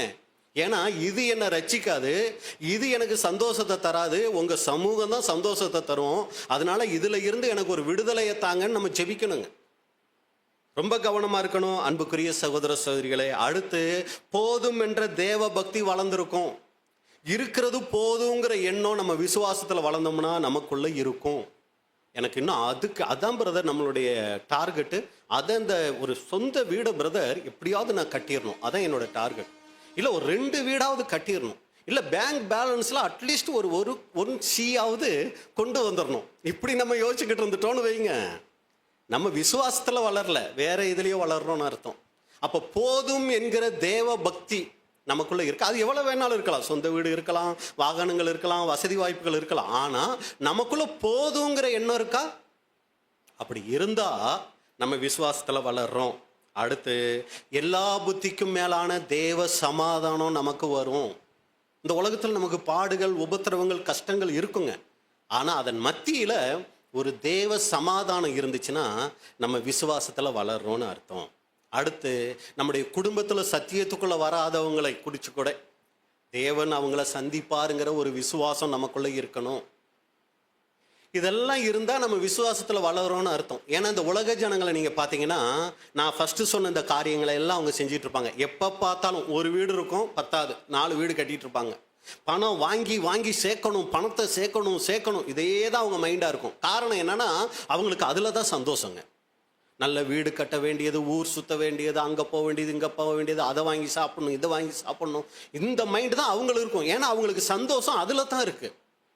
ஆனா தேவன் நமக்கு சந்தோஷத்தை அதுல வைக்கல, அவருடைய சமூகத்துல நமக்கு சந்தோஷம் வச்சிருக்கிறார். அப்ப நம்ம விசுவாசத்துல வளரும் போது இந்த உலகம், மாயை, அனித்தியம் அப்படிங்கிறதையெல்லாம் நம்ம என்ன பண்ணுவோம்னா உணர்ந்து நம்ம நித்தியமானவைகள் மேல நமக்கு கவனம் அதிகரிக்க ஆரம்பிக்கும். இந்த உலக ஜனங்கள்லாம் உலகத்தை அதிகமா பார்க்க ஆரம்பிப்பாங்க, நம்ம பரலோகத்தை அதிகமா பார்க்க ஆரம்பிப்போம். ஒவ்வொரு காரியத்திலையும் எல்லாரும் இருக்கீங்களா? அப்படியே நான் ஒரு ஃப்ளோவா பேசிட்டு போறதுனால உங்களுக்கு வேற மாதிரி யோசிச்சிடக்கூடாது, தூக்கம் வந்துடக்கூடாது. சரிங்களா? அப்ப நல்லா கவனிங்க அன்புக்குரிய சகோதர சகோதரிகளே. நாம விசுவாசத்துல வளர்றதுக்கு அடையாளம் இந்த உலகத்தின் மேல நமக்கு இருக்கிற ஈடுபாடு குறையணும். இப்ப நம்மளை யோசிச்சு பார்ப்போம். அன்னைக்கு மோசேக்கு எகிப்துல இருந்த அந்த ஈடுபாடு குறைஞ்சி துன்பத்தை அனுபவிக்கிறது அவருக்கு விசுவாசம் வர வர அவருக்கு அது ஒரு தேர்ந்தெடுப்பா இருந்துச்சு. இன்னைக்கு நம்ம விசுவாசத்துல வளர்ந்துருக்கோங்கிறத எதுக்கு அடையாளப்படுத்தி சொல்லலாம்? அப்ப அன்புக்குரிய சகோதரர்களே, நாம எதுல ஈடுபாடு வைக்கணும், எது நம்மளை திருப்திப்படுத்தணும், எது நம்ம ஆசையா இருக்கணும்னு சொல்லும்போது ஏசாயா 48 அதிகாரம் 17-18. ஏசாயா 48 அதிகாரம் 17 முதல், இஸ்ரேலின் பரிசுத்தராய் இருக்கிற உன் மீட்பரான கர்த்தர் சொல்லுகிறதாவது, பிரயோஜனமாய் இருக்கிறதை உனக்கு போதித்து. நல்லா கவனிங்க, பிரயோஜனமா இருக்கிறதை உனக்கு போதித்து. அப்ப இந்த உலகத்துல இருக்கிறதெல்லாம் பிரயோஜனம் நமக்கு அதாவது அவசியம். அதை எப்படி சொல்லலாம், அந்த அவசரத்துக்கு தேவையான ஒரு சில காரியங்கள் தான். ஆனா தேவன் நமக்கு வச்சிருக்கிறது நித்தியத்துக்குரிய காரியங்கள்.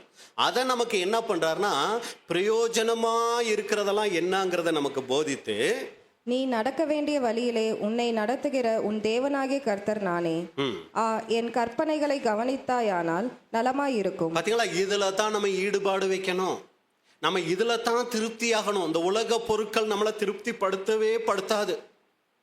எவ்வளவு சம்பாரிச்சிட்டாலும் போதும் அப்படிங்கிற எண்ணம் வரவே வராது, உலக ஆவி இருக்கிற வரைக்கும். அதனாலதான் போதும் என்ற மனதோடு கூடிய தெய்வ பக்தியே மிகுந்த ஆதாயம். விசுவாசத்துல வளரும் போது தான் அது கிடைக்கும்.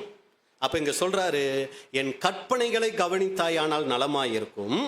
அப்பொழுது உன் சமாதானம் நதியைப் போலும் உன் நீதி சமுத்திரத்தின் அலைகளைப் போலும் இருக்கும். இதுதான் எல்லா புத்திக்கும் மேலான தேவ சமாதானம்.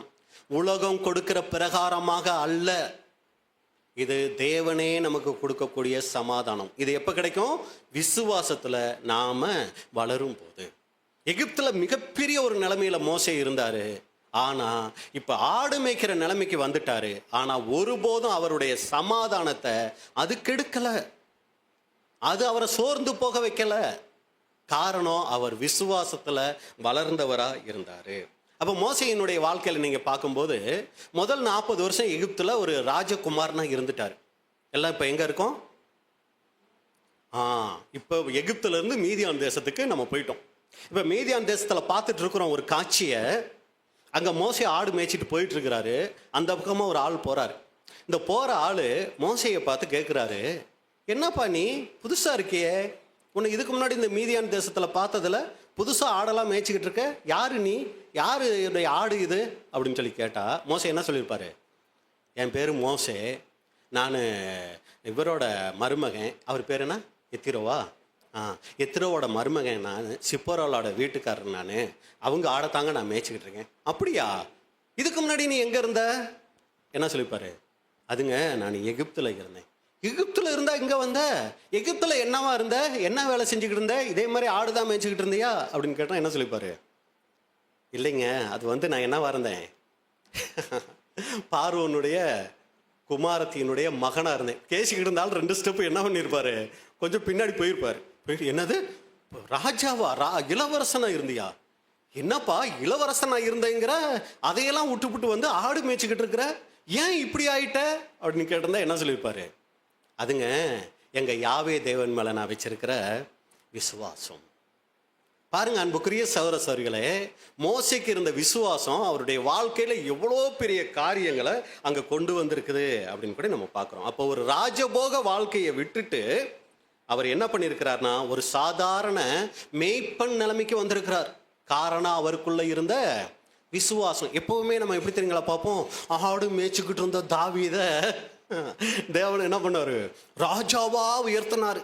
அப்படி நம்மளை உயர்த்துவார், அப்படி நம்மளை உயர்த்துவார், அப்படி விசுவாசிங்க, அப்படி விசுவாசிங்கம்போம். ஆனா ராஜாவா இருந்த மோசைய ஆடு மேய்க்க அனுப்பிச்சதும் ஒரு விசுவாசங்கிறத நம்ம நிறைய நேரங்களை என்ன பண்ணிடுறோம், மறந்துடுறோங்க.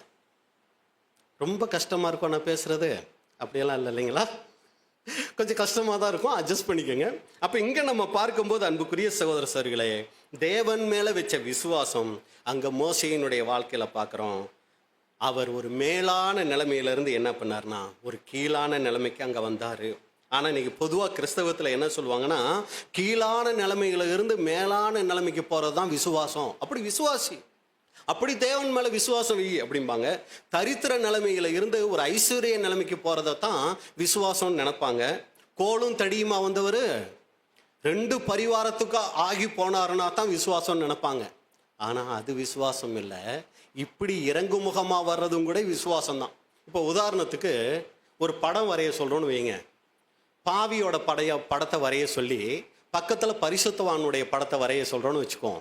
எப்படி வரைவோம்? பாவியோட படத்தை எப்படி வரைவோம்?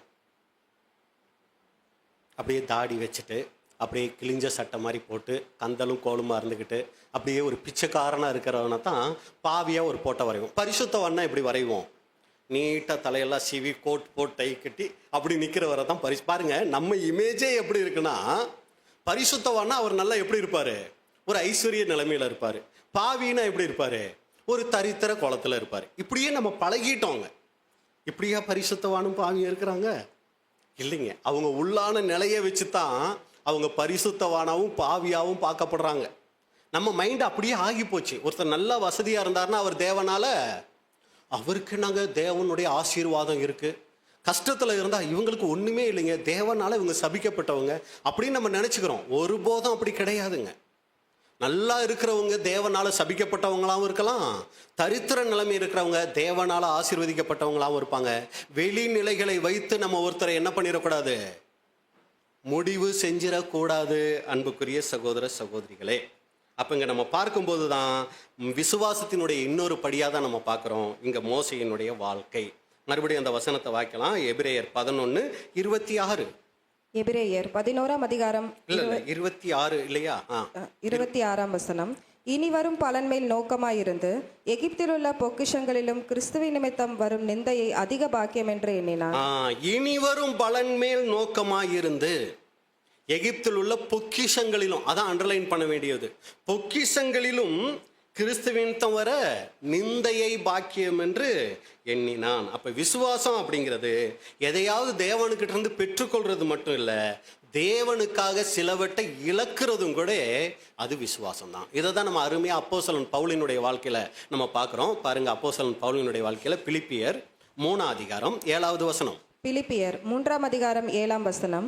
ஆகிலும் எனக்கு லாபமாய் இருந்தவைகள் அவைகளோ அவைகளை கிறிஸ்துவுக்காக நஷ்டமென்று எண்ணினேன். பாத்தீங்களா? இதே மோசையுடைய வாழ்க்கையை பாருங்க, அப்படியே பவுலினுடைய வாழ்க்கையில பார்க்குறோம். அவரும் கூட என்ன பண்ணியிருக்கிறாரு, அவருக்கு எதெல்லாம் லாபமா இருந்துச்சோ அதையெல்லாம் கிறிஸ்துவுக்காக என்ன பண்ணாராம், நஷ்டம். இதே வசனம் மோசைக்கு அப்படியே பொருந்தும். எகிப்துல இருந்த பொக்கிஷங்களை காட்டிலும் கிறிஸ்துவுக்காக நிந்தியை அனுபவிக்கிறத வந்தேன், அந்த எகிப்துல இருக்கிற பொக்கிஷம் எல்லாம் நஷ்டம் என்று விட்டேன். இன்னொரு வசனம் பாருங்க, பிலிப்பியர் 3:11. பிலிப்பியர் 3:11. அவருக்காக எல்லாவற்றையும் நஷ்டமென்று எண்ணி விட்டேன், குப்பையுமாக எண்ணுகிறேன். அப்ப அன்புக்குரிய சகோதர சகோதரிகளே, நாம நம்மளை வெறுக்கிறதுக்கும் பலியாக்குறதுக்கும் வந்திருக்கிறோம். இன்னைக்கு சத்தியத்துக்குள்ள வந்த நாம தேவனுக்காக எதையெல்லாம் இழந்திருக்கிறோம் உலகத்துல? நம்மளே சிந்திச்சு. ஏன்னா இன்னைக்கு தேவனுக்குள்ள வந்து எதையெல்லாம் பெற்றிருக்கிறீங்க அப்படிங்கிறதான் ஒரு காரியமா இருக்கு. நாமளே கேட்டு பார்ப்போம். இந்த சத்தியத்துக்குள்ள வந்ததுக்காக தேவனுக்காக எதையெல்லாம் நம்ம இழந்திருக்கிறோம்? அப்ப இந்த விசுவாசம் சார்ந்த வாழ்க்கையில ஒரு சில நேரங்களில் தாழ்வு நிலைகளை நம்ம அடையலாம். ஒரு நல்ல மேலான நிலைமையிலிருந்து தாழ்வு நிலைமைக்குள்ள கூட நம்ம போகலாம். ஒரு கௌரவமான நிலைமை, ஒரு மதிப்பான நிலைமையை நம்ம இழக்கலாம். ஒரு சுகமான நிலையிலிருந்து பிரச்சனைகளின் பாதையில நம்ம நடக்கலாம். பாருங்க, பவுல் அப்போஸ்தலன் என்னைக்கு ஆண்டவராக இயேசு கிறிஸ்துவை ஏத்துக்கிட்டாரோ அன்னையிலிருந்து அவருக்கு கண் பார்வை குறைஞ்சு போச்சு. ஃபர்ஸ்ட் கண் பார்வை சுத்தமா போச்சு, அப்புறம் ஒரு 30% தான் கிடைச்சிச்சுன்னு வேத வல்லுநர்கள் சொல்றாங்க. என்னைக்கு ஆண்டவராக இயேசு கிறிஸ்துவை ஏத்துக்கிட்டாரோ அன்னையிலிருந்து அவருக்கு பிரச்சனை ஆரம்பிச்சிச்சு. எத்தனை பேர் சொன்னாங்கன்னு தெரியல, ஏன் போய் அந்த இயேசு கிறிஸ்துவை ஏத்துக்கிட்ட பாத்தியா அவன் வாழ்க்கையில எவ்வளவு கஷ்டப்படுறேன்னு சொல்லி அப்படின்னு சொல்லியிருக்கலாம். ஆனா அவங்களாம் அதை சந்தோஷமா எடுத்துக்கிட்டாங்க. மோசையை போலத்த அப்போஸ்தலன் பவுலும் கூட ஒருபோதும் தன்னுடைய அந்த மேன்மை நிலைமையை என்ன பண்ணிக்கல, நினைச்சு வருத்தப்படல. அதை நஷ்டங்கிறார், அதை குப்பைன்னு அவர் நினைச்சாரு அப்படின்னு கூட நம்ம பார்க்குறோம். இதுதான் தேவனுடைய பார்வையில அங்க அவசியமா இருக்குது. அப்ப அன்புக்குரிய சகோதரர்களே, முதல் காரியம் மோசைகிட்ட நம்ம பார்த்துட்டோம், விசுவாசம். அப்ப விசுவாசம் அப்படிங்கிறது சுயநலம் சார்ந்த ஏதோ பெற்றுக்கொள்ளக்கூடிய காரியம் இல்லை, அது நம்மளையே தேவனுக்காக இழக்கக்கூடிய காரியம்தான் விசுவாசம். இப்ப 2வது காரியம் மோசைகிட்ட நம்ம பார்க்கிறோம், மனத்தாழ்மை. அருமையான குணலட்சணம் அவருக்குள்ள இருந்துச்சு, மனத்தாழ்மை. பாருங்க, இந்த உலகத்துல பொதுவா நம்ம பார்த்துட்டோம் அப்படின்னா அதிகாரம் ஒருத்தருக்கு கொடுக்கப்பட்டாலே அகம்பாவம் வந்துருங்க. இப்போ ஒரு சாதாரண கிளர்க்கு நிலைமையில இருக்கிறவருக்கு திடீர்னு ப்ரொமோஷன் ஆகி அவர் மேனேஜர் ஆயிட்டாருன்னு வைங்களே, அவருடைய எல்லா சுபாவமும் மாறிடும், அவருடைய பேச்சுவார்த்தைகள்லாம் மாறிடும். நானே நிறைய பேரை பார்த்துருக்கேன், சாதாரண நிலைமையில் இருக்கிறவங்க சார் அப்படிம்பாங்க, கொஞ்சம் உயர்ந்த நிலைமையானவனே பேர் சொல்லி கூப்பிட ஆரம்பிப்பாங்க. ஏன் அப்படின்னா அவங்க இப்போ என்ன ஆயிட்டாங்களாம், அடுத்த ஸ்டெப்புக்கு போயிட்டாங்களாம். இது பொதுவாகவே உலகத்துல இருக்கக்கூடிய ஒரு இயல்பா இருக்குது. இப்ப மோசைக்கு கொடுக்கப்பட்ட பொறுப்பு என்ன தெரியுங்களா, ஏதோ 10 பேரை 100 பேரை வழி நடத்துற வேலை கிடையாதுங்க. எத்தனை பேரை வழி நடத்தணும் கணக்கே இல்லை. லட்சக்கணக்கான ஜனங்களை இவர் ஒருத்தர் தான் வழி நடத்தணும். எவ்வளோ பெருமை வர்றதுக்கு வாய்ப்பு இருக்கு. நானெல்லாம் அந்த இடத்துல இருந்தேன்னா அடுத்த நாளே பிசாசா மாறி இருப்பேன். ஏன்னா அவ்வளோ பெருமை எனக்குள்ள வந்திருக்கும். ஐயோ, இத்தனை பேரும் நான் சொல்றதை கேட்க போறாங்க. நட அப்படின்னா அத்தனை லட்சக்கணக்கிலும் என்ன பண்ணும், நடக்கணும்.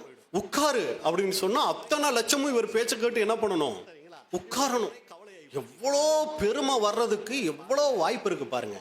ஆனா மோசேயினுடைய நம்ம வாழ்க்கையில பாக்குறோம், அந்த லட்சக்கணக்கான ஜனங்களை வழி நடத்தக்கூடிய அந்த பொறுப்பு கிடைச்சா கூட அப்படியே தான் இருக்கிறாரு மனுஷன். அந்த தாழ்மை உணர்வு அப்படியே தான் அவர்கிட்ட இருக்கே ஒழிய கொஞ்சம் கூட அவருக்குள்ள என்ன வரல தெரியுங்களா, பெருமை வரல. ஒரு சில உதாரணங்கள் நம்ம சொல்லணும்னா, அன்புக்குரிய சகோதர சகோதரிகளே பாருங்க, செலோப்பியாத்துன்னு ஒருத்தர் இருக்கிறார். சரிங்களா, இந்த சம்பவத்தை நீங்க புரிஞ்சுக்கங்க. செலோப்பியாத்துன்னு ஒரு மனுஷன் இருக்கிறாரு. இவர் எகிப்துல இருந்து இஸ்ரேல் ஜனங்களோட வந்தவர் தான், ஒரு இஸ்ரேலன் தான். இவர் வர்ற வழியில என்ன ஆயிடுச்சுன்னா, ரொம்ப வயசாயிடுச்சு, ஒரு சில பாவங்கள் அவருக்குள்ள வந்துடுச்சு, இவர் மரிச்சிட்டார். ஆனா இவருக்கு பிள்ளைகள் பிறந்தாங்க. எத்தனை பிள்ளைகள் தெரியுங்களா? நீங்க எல்லாத்தையும் சொல்லிடுறீங்களே, எத்தனை? 5 பிள்ளைகள். அவங்க பேர் தெரியுமா? அது கொஞ்சம் கஷ்டம். லால்னு முடியும் எல்லாம். ஓர் பால் மக்களால் என்னென்னமோ வரும். சரிங்களா, சரி, நம்ம அது இப்போ வேண்டாம். 5 பெண் பிள்ளைகள். இவருக்கு ஆண் பிள்ளையே இல்லை. ஆனால் அன்னைக்கு சட்டம் என்ன அப்படின்னா, இன்னைக்கும் கூட அந்த சட்டம் தான் இருக்கு. அப்பா சொத்து யாருக்கு தான்? மகனுக்கு தான். சரிங்களா, ஆனால் இவருக்கு என்ன பிரச்சனைனா, ஒரு பையன் கூட இல்லை. ஃபர்ஸ்ட் பொண்ணு பிறந்துருச்சு, 2வது பொண்ணு, 3வது பொண்ணு, 4வது பொண்ணு, 5வது பொண்ணு. இப்போ என்ன பிரச்சனை அப்படின்னா, இவரோட சொத்து யாருக்கு? ஏன்னா பசங்க இருந்தால் தான் சொத்து பசங்களுக்கு போகும். இப்போ எல்லாமே பொண்ணுங்க, அதனால சொத்து இப்போ யாருக்கு தெரியுங்களா போகுது? அந்த செலோப்பியாத்தோட அண்ணன் தம்பி இருக்காங்க இல்லைங்களா, அவங்களுக்கு இப்போ இந்த பொண்ணுங்க மேரேஜ் ஆகி போயிடுச்சுன்னா இவங்களுக்கு எந்த சொத்தும் கிடையாது. அந்த செலோப்பியாத்தோட சொத்து பூரா யாருக்கு போயிடும்னா, அவங்க செலோப்பியாத்தோட அண்ணனுக்கோ தம்பிக்கோ போயிடும். இப்போ இந்த பொண்ணுங்களுக்கு ஒரே கவலை. பொண்ணுங்க அவ்வளோ சீக்கிரம் விட்டு கொடுப்பாங்களா? சரிங்களா, இவங்களுக்கு ஒரே கவலையாகி போச்சு. உடனே மோசே கிட்ட போயிட்டு சொல்கிறாங்க, பாருங்க, எங்கள் அப்பாவோட சொத்து எங்கள் சித்தப்பாவுக்கும் பெரியப்பாவுக்கும் தான் போகணுமா? எங்கள் அப்பா கஷ்டப்பட்டது. நாளைக்கு நாங்கள் கானான் தேசம், இப்போ அவங்க ஒன்றும் சம்பாதிக்கலை, நாளைக்கு கானான் தேசம் போன உடனே எங்களுடைய சொத்து யாருக்கு போகும் அப்படின்னு சொன்ன உடனே, உட்காருங்க, இத்தனை பேரை நான் தானே வழி நடத்திட்டு வந்துட்டு இருக்கிறேன், நான் சொல்கிறத நீ கேளு அப்படின்னு மோசே சொல்லலைங்க.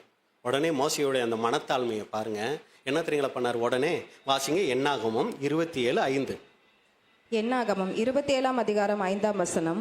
மோசே அவர்களுடைய நியாயத்தை கர்த்தருடைய சந்நிதியில் கொண்டு போனார். உடனே இவரா ஒரு பதில் சொல்லிடல. உடனே இவர் என்ன தெரியுங்களா பண்ணாரு? நேரா தேவ சமூகத்துக்கு, கொஞ்சம் இருங்க, வெயிட் பண்ணுங்க, நானா சொல்றதை விட நான் தேவன்கிட்ட கேட்டு சொல்றேன். இதான் இவர்கிட்ட பார்க்குற ஒரு தாழ்மை. அப்போ இவராக எந்த ஒரு முடிவையும் எடுத்துடாம, தன்னுடைய அதிகாரத்தையோ தன்னுடைய அனுபவத்தையோ அவங்க பயன்படுத்திடாம தேவனையே நம்பி இருக்கிறார். இது முதலாவது அவருடைய தாழ்மைக்கு ஒரு அருமையான அடையாளமாக இருக்கு. 2வது இவருடைய தாழ்மைக்கு அடையாளம் என்ன அப்படின்னு சொன்னால், இவருடைய பொறுப்புக்கு, இவர் செஞ்ச ஊழியத்துக்கு வேற சிலரை தேர்ந்தெடுக்கக்கூடிய ஒரு காரியம் நடக்குது. வாசிங்க, என்னாகமும் 11ஆம் அதிகாரம் 24 இருந்து. என்னாகமம் 11:24 முதல். என்னாகமம் 11ஆம் அதிகாரம் 24ஆம் வசனம் முதல். அப்பொழுது மோசே புறப்பட்டு கர்த்தருடைய வார்த்தைகளை ஜனங்களுக்கு சொல்லி, ஜனங்களில் மூப்பரில் 70 பேரை கூட்டி கூடாரத்தை சுற்றிலும் அவர்களை நிறுத்தினான். கர்த்தர் மேகத்தில் இறங்கி அவனோடே பேசி, அவன் மேல் இருந்த ஆவியை மூப்பராகிய அந்த 70 பேர் மேலும் வைத்தார். அந்த ஆவி அவர்கள் மேல் வந்து தங்கின மாத்திரத்தில் தீர்க்க தரிசனம் சொன்னார்கள். சொல்லி பின்பு ஓய்ந்தார்கள். என்ன பிரச்சனை அப்படின்னா, மோசே மட்டும் இந்த ஜனங்களை வழி நடத்த முடியல. அதனால இப்ப என்ன பண்ணிட்டாங்கன்னா, அந்த லட்சக்கணக்கான பேர்ல ஒரு 70 பேரை தேர்ந்தெடுத்து அவங்களுக்கும் தேவன் அவருடைய ஆவியை தரதுக்கு ஏற்பாடு பண்ணிட்டாரு. அதே மாதிரி ஆவி அவங்க பெற்றுக்கிட்டதுக்கு அவங்க அடையாளமா தீர்க்க தரிசனம் கூட சொல்றாங்க. இப்ப சொன்ன பின்னாடி என்ன நடக்குதுன்னா, 26. அப்பொழுது 2 பேர் பாளையத்தில் இருந்து விட்டார்கள். ஒருவன் பேர் எல்தாத், மற்றவன் பேர் மேதாத். அவர்களும் பேர் வழியில் எழுதப்பட்டிருந்தும் கூடாரத்திற்கு போக புறப்படாதிருந்தார்கள். அவர்கள் மேலும் ஆவி வந்து தங்கினதினால் பாளையத்தில் தீர்க்க தரிசனம் சொன்னார்கள். கூடாரத்தில் இருக்கிறவங்களுக்கு தான் தேவாவி இறங்கணும். ஆனா அங்க ஊரு பாளையத்துக்குள்ள இருக்கிற ஜனங்கள் கிட்ட இப்ப 2 பேர், அவங்களும் வர வேண்டியவங்க தான், ஆனா அவங்க வர முடியல. அவங்க மேல தேவனுடைய ஆவி இறங்கின உடனே ஒரு வாலிப பையன் ஓடி வந்து அங்க 2 பேர் தீர்க்க தரிசனம் சொல்லிக்கிட்டு இருக்கிறாங்க அப்படின்னு சொல்றாரு. வாசிங்க 27. ஒரு பிள்ளையாண்டான் ஓடி வந்து, எல்தாதும் மேதாதும் பாளையத்தில் தீர்க்க தரிசனம் சொல்லுகிறார்கள் என்று மோசேக்கு அறிவித்தான். உடனே யாருக்கு தெரியுங்களா கோபம் வந்துடுச்சு? யோசுவாவுக்கு கோபம் வந்துடுச்சு. இப்ப யோசுவா மோசே கிட்ட என்ன சொல்றாருன்னா, உடனே மோசேயின் இடத்திலுள்ள வாலிபரில் ஒருவனும் அவனுடைய ஊழியக்காரனும் நூனின் குமாரனாகிய யோசுவா பிரதியுத்தரமாக, என் ஆண்டவனாகிய மோசேயே, அவர்களை தடை பண்ணும் என்றான். அது எப்படி அங்க இருக்கிற ஆளுங்க தீர்க்க தரிசனம் சொல்லலாம்? நீங்க அவங்களாம் சொல்ல வேணாம்னு சொல்லி தடை பண்ணுங்க அப்படிங்கும்போது இங்க மோசைக்கிட்ட இருக்கிற அந்த தாழ்மையை பார்க்குறோம் பாருங்க. அதற்கு மோசே, நீ எனக்காக வைராக்கியம் காண்பிக்கிறாயோ? நானே எல்லாம் செய்யணும் அப்படின்னு சொல்லி நீ எதிர்பார்க்கறியா? கர்த்தருடைய ஜனங்கள் எல்லாரும் தீர்க்க தரிசனம் சொல்லத்தக்கதாக கர்த்தர் தம்முடைய ஆவியை அவர்கள் மேல் இறங்க பண்ணினால் நலமாய் இருக்குமே என்றார். இதுதான் ராஜ்யத்தில் நடக்க போகிற காரியம். மாம்சமான யாவர் மேலும் என் ஆவியை ஊற்றுவேன்கிறார் பாருங்க. அப்ப நடக்கிற விஷயத்த மோசே அப்பவே ஆசைப்பட்டிருக்காரு. ஏன்னா இந்த இஸ்ரேல் ஜனங்களுக்கு ஒரு பிரச்சனைனா அவங்களுக்கே தீர்த்துக்கக்கூடிய அந்த ஞானத்தை தேவன் கொடுத்துட்டாருன்னா யாருக்கிட்டையும் அவங்க போக வேண்டிய அவசியம் இல்லை. நானும் கஷ்டப்பட தேவையில்ல. இனி இந்த 70 பேருக்கும் இந்த கஷ்டம் கிடையாது. அப்படி இவர் ஆசைப்படுறார். அதாவது என்னன்னா, ஒரு பிரச்சனைனா நான் தான் சரி பண்ணணும் அப்படின்னு சொல்லி நினைக்காம அவங்களே சரி பண்ணிக்கக்கூடிய அளவுக்கு இருந்தா அது எவ்வளவு நல்லா இருக்கும். இதான் மோசைக்கிட்ட பார்க்குற இரண்டாவது ஒரு தாழ்மையாக நம்ம பார்க்குறோம். மூணாவது காரியம் நீங்கள் பார்த்தீங்கன்னா, இங்கே மாமனார் ஒரு ஆலோசனை கொடுக்குறார். இதை நீங்கள் புரிஞ்சுக்கிறதுக்காக அந்த சம்பவத்தை சொல்கிறேன். மாமனார் வனாந்தரத்தில் இவங்க மோசே இஸ்ரேல் ஜனங்களோட போயிட்டு இருக்கும்போது ஷிப்போரால் பிள்ளைங்க 2 பேரையும் கூட்டிக்கிட்டு மாமனார் அங்கே வந்துட்டார். வீட்டில் இருக்கிறாரு. மாப்பிள்ளைய பார்க்கவே முடியலை. நைட்டு இவர் தூங்குறதுக்கு முன்னாடி மாப்பிள்ளை வருவார், 2 வார்த்தை பேசிட்டு தூங்கலான்னு பார்த்தா வரதே இல்லை. இவர் தூங்கிறாரு. காலையில் எழுந்திரிச்சு எங்கம்மா மாப்பிள்ளைன்னு கேட்டால் அவர் வந்துட்டு போயிட்டாருப்பா அப்படின்னு ஷிப்போரால் சொல்கிறாங்க. என்னது வந்துட்டு போயிட்டாரா? எங்கே போயிட்டாரு? அவர் ஜனங்களை நியாயம் விசாரிக்க போயிட்டாரு.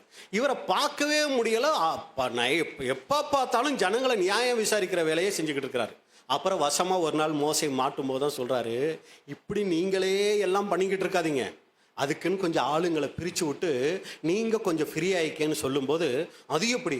அப்புறம் எனக்கு இருக்கிற அந்த அந்தஸ்து கௌரவம் இதெல்லாம் அப்புறம் என்ன ஆகுறது? நான் சொல்லி தானே எல்லாரும் கேட்கணும் அப்படின்னு நினைக்காம மாமனார் சொன்ன உடனே சரிங்க மாமா அப்படின்னு சொல்லி ஒத்துக்கிட்டு அந்த ஒரு காரியத்தை கூட அவர் செய்கிறத பார்க்குறோம். வசனம் வாசிங்க. என்னாகமம் 11:18 13 24 வரைக்கும். யாத்ராகமம் 18ஆம் அதிகாரம் 13ஆம் வசனம் முதல். மறுநாள் மோசே ஜனங்களை நியாயம் விசாரிக்க உட்கார்ந்தான். ஜனங்கள் காலமே துவக்கி சாயங்காலம் மட்டும் மோசேக்கு முன்பாக நின்றார்கள். ஜனங்களுக்கு அவன் செய்த யாவையும் மோசேயின் மாமா கண்டு, நீர் ஜனங்களுக்கு செய்கிற இந்த காரியம் என்ன? நீர் ஒன்றியாய் உட்கார்ந்திருக்கவும் ஜனங்கள் எல்லாரும் காலமே துவக்கி சாயங்காலம் மட்டும் உமக்கு முன்பாக நிற்கவும் வேண்டியது என்ன என்றார். என்னப்பா இது, காலையிலிருந்து சாயங்காலம் வரைக்கும் கியூவா நின்றுகிட்டு இருக்கிறாங்க, நீ சாப்பிட கூட முடியாம நீ இந்த மாதிரி வேலை செஞ்சுக்கிட்டு இருக்கிற அப்படிங்கிறாரு. அப்பொழுது மோசே தன் மாமனை நோக்கி, தேவனிடத்தில் விசாரிக்கும்படி ஜனங்கள் என்னிடத்தில் வருகிறார்கள். அவர்களுக்கு யாதொரு காரியம் உண்டானால் என்னிடத்தில் வருகிறார்கள். நான் அவர்களுக்குள்ள வழக்கை தீர்த்து தேவ கட்டளைகளையும் அவருடைய பிரமாணங்களையும் தெரிவிக்கிறேன் என்றான். அதற்கு மோசேயின் மாமன், நீர் செய்கிற காரியம் நல்லதல்ல. நீரும் உம்மோடே இருக்கிற ஜனங்களும் தொய்ந்து போவீர்கள். இது உமக்கு மிகவும் பாரமான காரியம். நீர் ஒருவராய் அதை செய்ய உம்மாலே கூடாது. அடுத்த வசனம். இப்பொழுது என் சொல்லை கேளும். உமக்கு ஒரு ஆலோசனை சொல்லுகிறேன். தேவனும் உம்மோடே கூட இருப்பார். நீர் தேவ சந்நிதியிலே ஜனங்களுக்காக இரும்.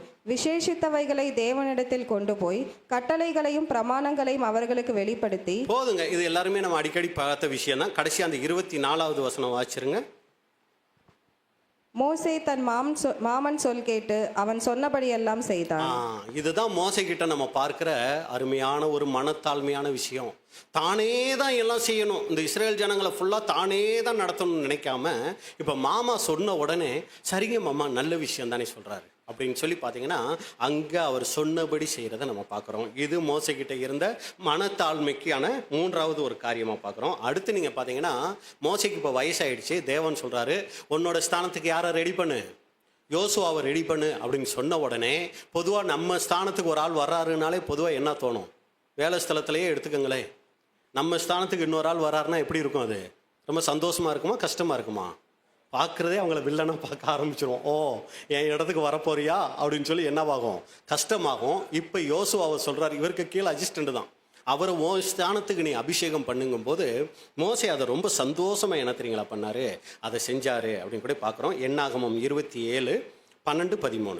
என்னாகமம் 27ஆம் அதிகாரம் 12ஆம் வசனம் முதல். பின்பு கர்த்தர் மோசேயை நோக்கி, நீ இந்த அபாரிம் மலையில் ஏறி நான் இஸ்ரேல் புத்திரருக்கு கொடுத்த தேசத்தை பார். நீ இந்த தேசத்தை இப்பவே பார்த்துக்க. நீ அதை பார்த்த பின்பு உன் சகோதரனாகிய ஆரோன் சேர்க்கப்பட்டது போல நீயும் உன் ஜனத்தாரிடத்தில் சேர்க்கப்படுவாய். நீ இறந்துடுவ. இப்ப என்னாகமம் 27 16 18 வரைக்கும். 16ஆம் வசனம் முதல். கர்த்தருடைய சபை மேய்ப்பன் இல்லாத மந்தையை போல் இராதபடிக்கு அந்த சபைக்கு முன்பாக போக்கும் வரத்துமாய் இருக்கும்படிக்கும் அவர்களை போகவும் வரவும் பண்ணும் படிக்கும் மாம்சமான யாவருடைய ஆவிகளுக்கும் தேவனாகிய கர்த்தர் ஒரு புருஷனை அவர்கள் மேல் அதிகாரியாக ஏற்படுத்த வேண்டும் என்றார்.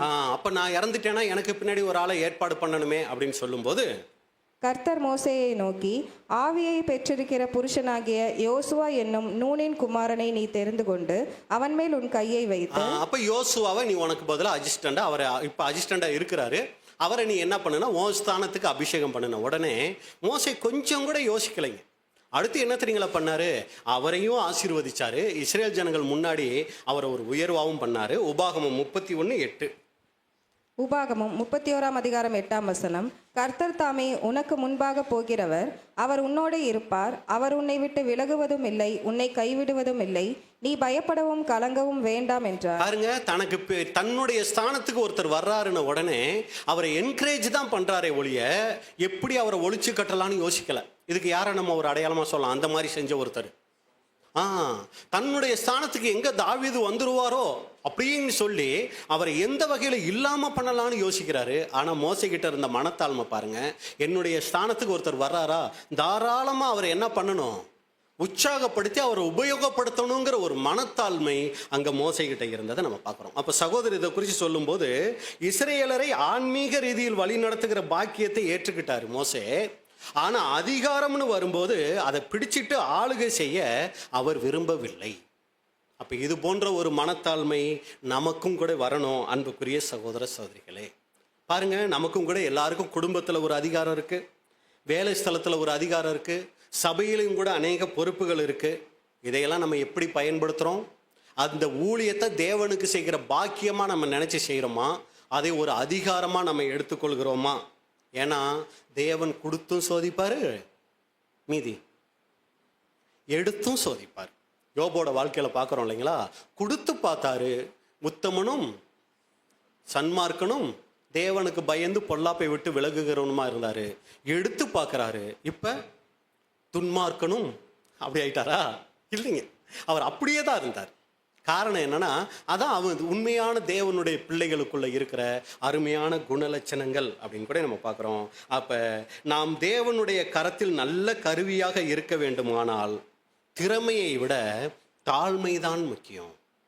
அப்ப திறமை நமக்கு எவ்வளவு இருக்குன்னு தான் அநேக நேரங்களில் யோசிக்கிறோமே ஒழிய தாழ்மை நமக்குள்ள எவ்வளவு இருக்குன்னு நிறைய நேரங்களில் யோசிக்கிறதுல நம்மகிட்ட திறமை இருக்காங்கிறத சகோதர சகோதரிகள் பார்ப்பாங்க, தாழ்மை இருக்கான்னு தேவன் பார்ப்பாரு. எதுக்கு நம்ம முக்கியத்துவம் கொடுக்குறோங்கிறதுல ரொம்ப கவனமா அங்க இருக்கணும். அப்ப தாழ்மை உள்ளவர்களாக இருந்தா நம்ம மேல நம்பிக்கை வைக்காம முழுக்க தேவன் மேல என்ன பண்ணுவோம்னா நம்பிக்கை வைக்கக்கூடியவங்களாக இருப்போம். நீதிமொழிகள் 3ஆம் அதிகாரம் 5-6. நீதிமொழிகள் 3ஆம் அதிகாரம் 5ஆம் வசனம் முதல். உன் சுய புத்தியின் மேல் சாயாமல் உன் முழு இருதயத்தோடும் கர்த்தரில் நம்பிக்கையாயிருந்து உன் வழிகளில் எல்லாம் அவரை நினைத்துக்கொள், அப்பொழுது அவர் உன் பாதைகளை செவ்வைப்படுத்துவார். தான் அன்புக்குரிய சகோதரர்களே, மோசே கிட்ட நம்ம பார்த்துட்ட இரண்டாவது குணலட்சணம் மன தாழ்மை. அப்ப ஃபர்ஸ்ட் பார்த்தோம் விசுவாசம். விசுவாசங்கிறது பெற்றுக்கொள்றதுல மாத்திரம் இல்லை, கொடுக்கறதுலையும் விசுவாசம் இருக்குங்கிறத பார்த்தோம். மனத்தாழ்மை அப்படிங்கும்போது தேவனையே நம்பி இருக்கணும், தானே எல்லாத்தையும் செய்யணும் அப்படிங்கிற எண்ணம் இருக்கக்கூடாது, மற்றவங்களுடைய ஆலோசனையும் கேட்கணும். அடுத்து தனக்கு பின்னாடி ஒருத்தர் நியமிக்கப்படுகிறாருங்கும் போது அதை உள்ளபூர்வமாக ஆதரிக்கக்கூடிய ஒரு காரியத்தை இங்க மோசைக்கிட்ட நம்ம பார்க்கிறோம். கடைசியாக மோசைக்கிட்ட நம்ம பார்க்கிற அருமையான குணலட்சணம் அன்பு. அப்ப மோசைக்கிட்ட அன்பு எப்படியெல்லாம் வெளிப்பட்டுச்சு அப்படின்னு சொல்லி பார்க்கும்போது தேவனுக்கிட்ட முதலாவது அவருடைய அன்பு வெளிப்படும். தேவனுக்கிட்ட எப்படி அவருடைய அன்பு வெளிப்பட்டுச்சு அப்படின்னு சொல்லி பார்த்தீங்கன்னா, பாருங்க, ஏற்கனவே நம்ம பார்த்துட்டோம், எகிப்து தேசத்துல இருந்து மீதியான் தேசம் வந்ததே தேவன் மேல இருந்த விசுவாசம், அந்த விசுவாசத்துக்குள்ள ஒளிஞ்சு இருந்தது தேவன் மேல இருந்த அன்பு. இப்ப மீதியான் தேசம் வந்த பின்னாடி இப்ப அனுப்புறாரு, நீ மறுபடியும் எங்க போ, எகிப்துக்கு போன்னு சொல்லும் போது ஆரம்பத்துல கொஞ்சம் சங்கடப்படுறாரு, அது நமக்கு தெரியும். திக்குவாயும் மந்தனாவுமா இருக்கிறேன் அப்படின்னு உடனே மோசே அப்ப திக்குவாயா அப்படின்னு சொல்லி பார்த்தீங்கன்னா இல்லைங்க. ஏன்னா வசனம் என்ன சொன்னிச்சு, அவரை வாக்கிலும் செய்கையிலும், பேசுறதுலையும் மோசே மாதிரி பேச முடியாது பிரதர். அதே மாதிரி அவருடைய அந்த திறமை, செய்கை, அதுலேயும் மோசையும் மிஞ்ச முடியாது. அப்போ எப்படி இவர் திக்குவாய் ஆகிட்டாருன்னா 40 வருஷத்தில் என்னத்தை மறந்துட்டாரு? அந்த எபிரேய பாஷையவே என்ன ஆகிட்டாரு? மறக்க ஆரம்பிச்சிட்டார். அதனால என்ன ஆயிடுச்சுன்னா, நான் அந்த பாஷையை இப்போ அதிகமாக மறந்துட்டேன், நான் போய் அந்த ஜனங்களை எப்படி சொல்லி வழி நடத்துறது அப்படிங்கும்போது தான், நீ ஆரோனை உனக்கு என்ன பண்ணுங்க, அசிஸ்டண்டாக வாயா வச்சுக்க, நீ சொல்கிறத ஆரோனுக்கு சைகை மூலமாக ஏதாவது காமி, அவர் எல்லாத்தையும் பேசிக்குவார் அப்படின்னு சொல்லி தான் என்ன பண்ணுறாருன்னா அங்கே ரெடி பண்ணுறாரு. இப்போ அந்த மாதிரி ஒரு சில காரியங்கள், சந்தேகங்கள் மோசைக்கு இருக்குது. அது தீர்த்த உடனே தேவன் மேலே இருந்த அன்பில் தான் என்ன பண்ணுறாருன்னா எகிப்துக்கு புறப்பட்டு போகிறாரு. பார்வோனுக்கு முன்னாடி ரொம்ப சவாலான வேலைகளை, ஒரு நாள் பார்வோனுக்கு பயந்து வந்தவர் இப்போ பார்வோன் முன்னாடி போயிட்டு சவாலான வேலைகளை செய்கிறாருன்னா தேவன் மேலே இருந்த அன்பு. அடுத்து தேவன் மேலே இருந்த அன்பு பெரிய பிரச்சனை ஆகிட்டு இருக்கு. ஜனங்கள்லாம் முறுமுறுக்க ஆரம்பிச்சிட்டாங்க. முன்னாடி செங்கடல் இருக்குது, நீ கோலை நீட்டு கடல் இது செங்கடல் 2 பிரியும் அப்படின்னு சொன்ன உடனே தேவன் மேலே இருந்த அன்புல தான் கோலை நீட்டுறாரு, செங்கடல் பிரியுது. ஃபர்ஸ்ட் ஆளாக யார் நடந்திருப்பான்னு நினைக்கிறீங்க? எல்லாரும் போங்க தண்ணி மூடுதான்னு பார்த்துக்கிட்டு கடைசியாக நான் வரேன் அப்படியெல்லாம் மோசே சொல்லலைங்க. அவர் தான் ஃபர்ஸ்ட் ஆளாக நடந்திருப்பார், தேவன் மேலே இருந்த அன்பு. அடுத்து நீங்கள் பார்த்தீங்கன்னா ஆசரிப்பு கூடாரத்தை செய்ய சொன்ன உடனே மோசே எப்படி பண்ணாருங்க? அதை கர்த்தர் சொன்னபடியே மோசே, கர்த்தர் சொன்னபடியே மோசேன்னு நிறைய யாத்திராகமத்தில் பார்த்தீங்கன்னா நிறைய வசனங்கள் அப்படி தான் இருக்கும். கர்த்தர் சொன்னபடியே மோசே, கர்த்தர் சொன்னபடியே மோசே அப்படின்னு. காரணம் என்னன்னா, அதுதான் அன்புக்குரிய சகோதர சகோதரிகளே தேவன் மேலே மோசைக்கு இருந்த அன்பு. அடுத்து இஸ்ரேல் ஜனங்கள் மேலே மோசைக்கு எந்த அளவுக்கு அன்பு இருந்துச்சுன்னா, இஸ்ரேல் ஜனங்களுக்காக அவர் என்ன பண்ணாருங்க? தேவ சமூகத்தில் நின்னாரு. தேவன் ஒன்று சொல்லுவார், இதை நீ அவங்களுக்கு சொல்லுன்னு சொல்லி சொன்ன உடனே அந்த ஜனங்கள் அது மாதிரி நடக்க மாட்டாங்க. இப்போ நம்மளே கூட்டம் முடிந்தவுடன் எல்லோரும் அமைதியாக செல்லவும் அப்படின்னு நம்ம இங்கேருந்து ஒரு அனௌன்ஸ் பண்ணுறோன்னு வைங்க. வெளியே போன உடனே கஜன்னு பேசிக்கிட்டு இருந்தாங்கன்னு வைங்க, என்ன வரும்?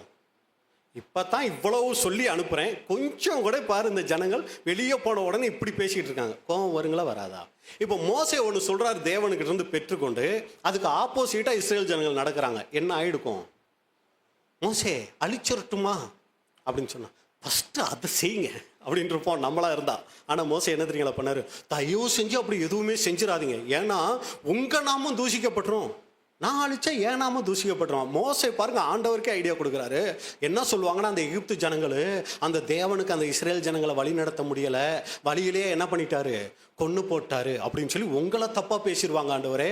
அதனால இவங்களை யாரும் பாருங்க, அந்த ஜனங்கள் மேலே இருந்த அன்பு அவங்களுக்காக பரிந்து பேசுறதுக்கு தோணுச்சு. அதுக்கு இவங்களை கொள்றதுக்கு என்ன கொண்டுருங்க இந்த மாதிரி சொல்ல தொடங்கினாரு. யாத்திராகமம் 32:32.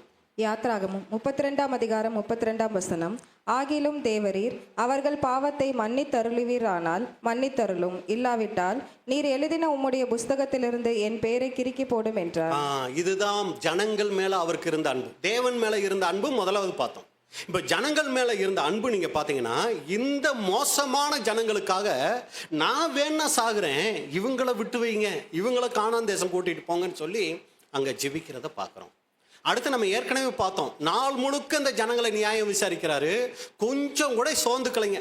சே போங்கப்பா, டெய்லி உங்களோட தொல்லையாகி போச்சு, நான் கொஞ்ச நேரம் சாப்பிட்டு ரெஸ்ட் எடுத்துட்டு வரேன், அப்புறம் வருவீங்களாம் அப்படின்னும் இல்லை. இந்த ஜனங்கள்கிட்ட வந்துட்டாங்க, வேற வழி இல்லை, நீ அதை பண்ணு இதை பண்ணுன்னு ஏனோ தானோன்னு இவர் பண்ணிடலைங்க. ஏன்னா ஒரு சமயம் அவங்க வந்தவங்க கிட்ட இவர் அந்த அவங்களுக்கு நியாயம் விசாரிக்கிறதுல ஏனோ தானோன்னு நியாயம் விசாரிச்சிருந்தாருன்னு வைங்க, அடுத்த நாள் கூட்டம் என்னவா இருக்கும்?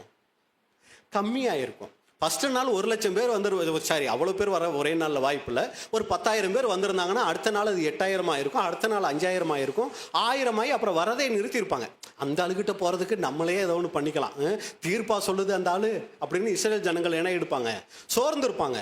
ஆனால் கூட்டம் குறையவே இல்லைன்னா கொஞ்சம் கூட சலிப்பே இல்லாமல் அவங்கள எப்படி நியாயம் விசாரிச்சிருக்கிறாரு? அதே அன்போடையே அக்கறையோட கரிசனையோட என்ன பண்ணியிருக்கிறாருன்னா அங்கே நியாயம் விசாரிச்சிருக்கிறார். இது மோசைக்கிட்ட நம்ம பார்க்குற அன்பு அப்படின்னு கூட நம்ம பார்க்குறோம். அடுத்து நீங்கள் பார்த்தீங்கன்னா மிரியாம் அக்காவும் அண்ணனும் சேர்ந்து ஒரு பிளான் பண்ணிக்கிட்டாங்க. என்னது? எப்போ பார்த்தாலும் இவனையே எல்லாத்துக்கும் முன்னாடி நிறுத்திட்டு, நம்ம மூத்தவங்க 2 பேர் இருக்கிறோம், நம்மளை இவனும் நிறைய நேரம் கண்டுக்க மாட்டேங்கிறான், இவனையே எல்லாத்துக்கும் முன்னாடி நிறுத்திக்கிட்டே இருந்தா என்ன? மோசையை மட்டும் வச்சு தான் ஆண்டவர் பேசுவாரா? ஏன் எங்கள் கூடையெல்லாம் பேச மாட்டார்? இந்த மோசை இன்னைக்கு உயிரோடு இருக்கானா அதுக்கு காரணமே நான் தான். நைல் நதியில் விட்டு அப்படியே போகட்டுன்னு விட்டுருந்தா மோசே இன்னைக்கு ஆளே இல்லை தெரியுமா. நான் தான் போய் பார்வோன் குமாரதிகிட்ட பேசி அது இதெல்லாம் பண்ணி நான் தான் எங்கள் அம்மா கிட்ட கூட்டிகிட்டு வந்து வளர்த்து, எங்கள் அம்மா மட்டுமா சொல்லி கொடுத்தாங்க, நான் தான் எல்லாம் சொல்லி கொடுத்தேன் உதாரணத்துக்கு. சரிங்களா. இப்படி எல்லாம் மிரியாம் என்ன பண்ணியிருப்பாங்க அப்படின்னா அங்கே பேசியிருப்பாங்க. ஆரோன் நான் போய் அவனை வழியை போய் எகிப்துக்கு கூட்டிகிட்டு வரலன்னா இன்னைக்கு வந்து இப்படியெல்லாம் பேசுவானா. நான் தான் அவனுக்கு வாயா இருந்து இவ்வளவும் செஞ்சுட்டு இருக்கிறேன்.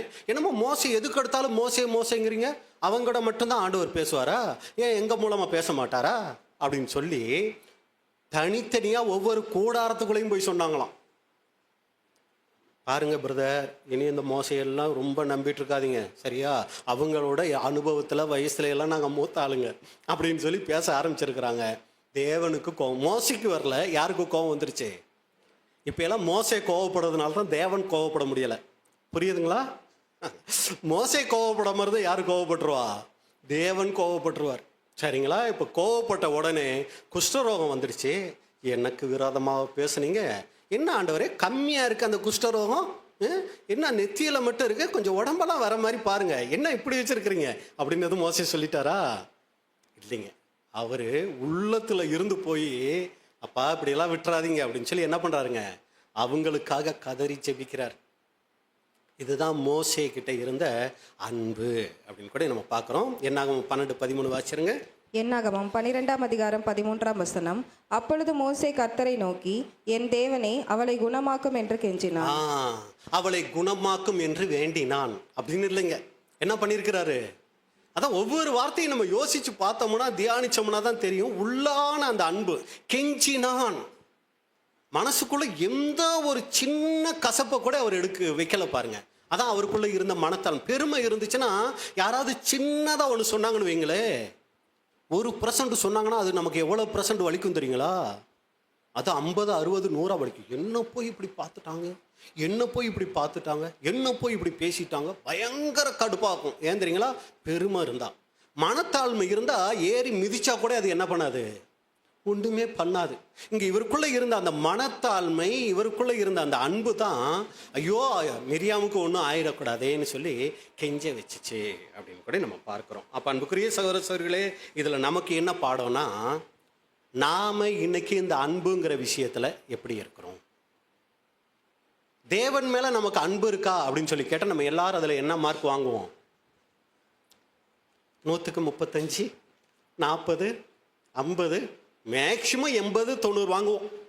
தேவன் மேல நமக்கு இருக்கிற அன்பு எவ்வளவு அப்படின்னா பாஸ் மார்க் வாங்குறவங்களும் இருப்போம், அதாவது 100க்கு 100 வாங்குறவங்களும் இருப்போம். ஒரு அளவுக்கு எல்லாருமே 50க்கு மேல வாங்குவோம்னு நான் விசுவாசிக்கிறேன்.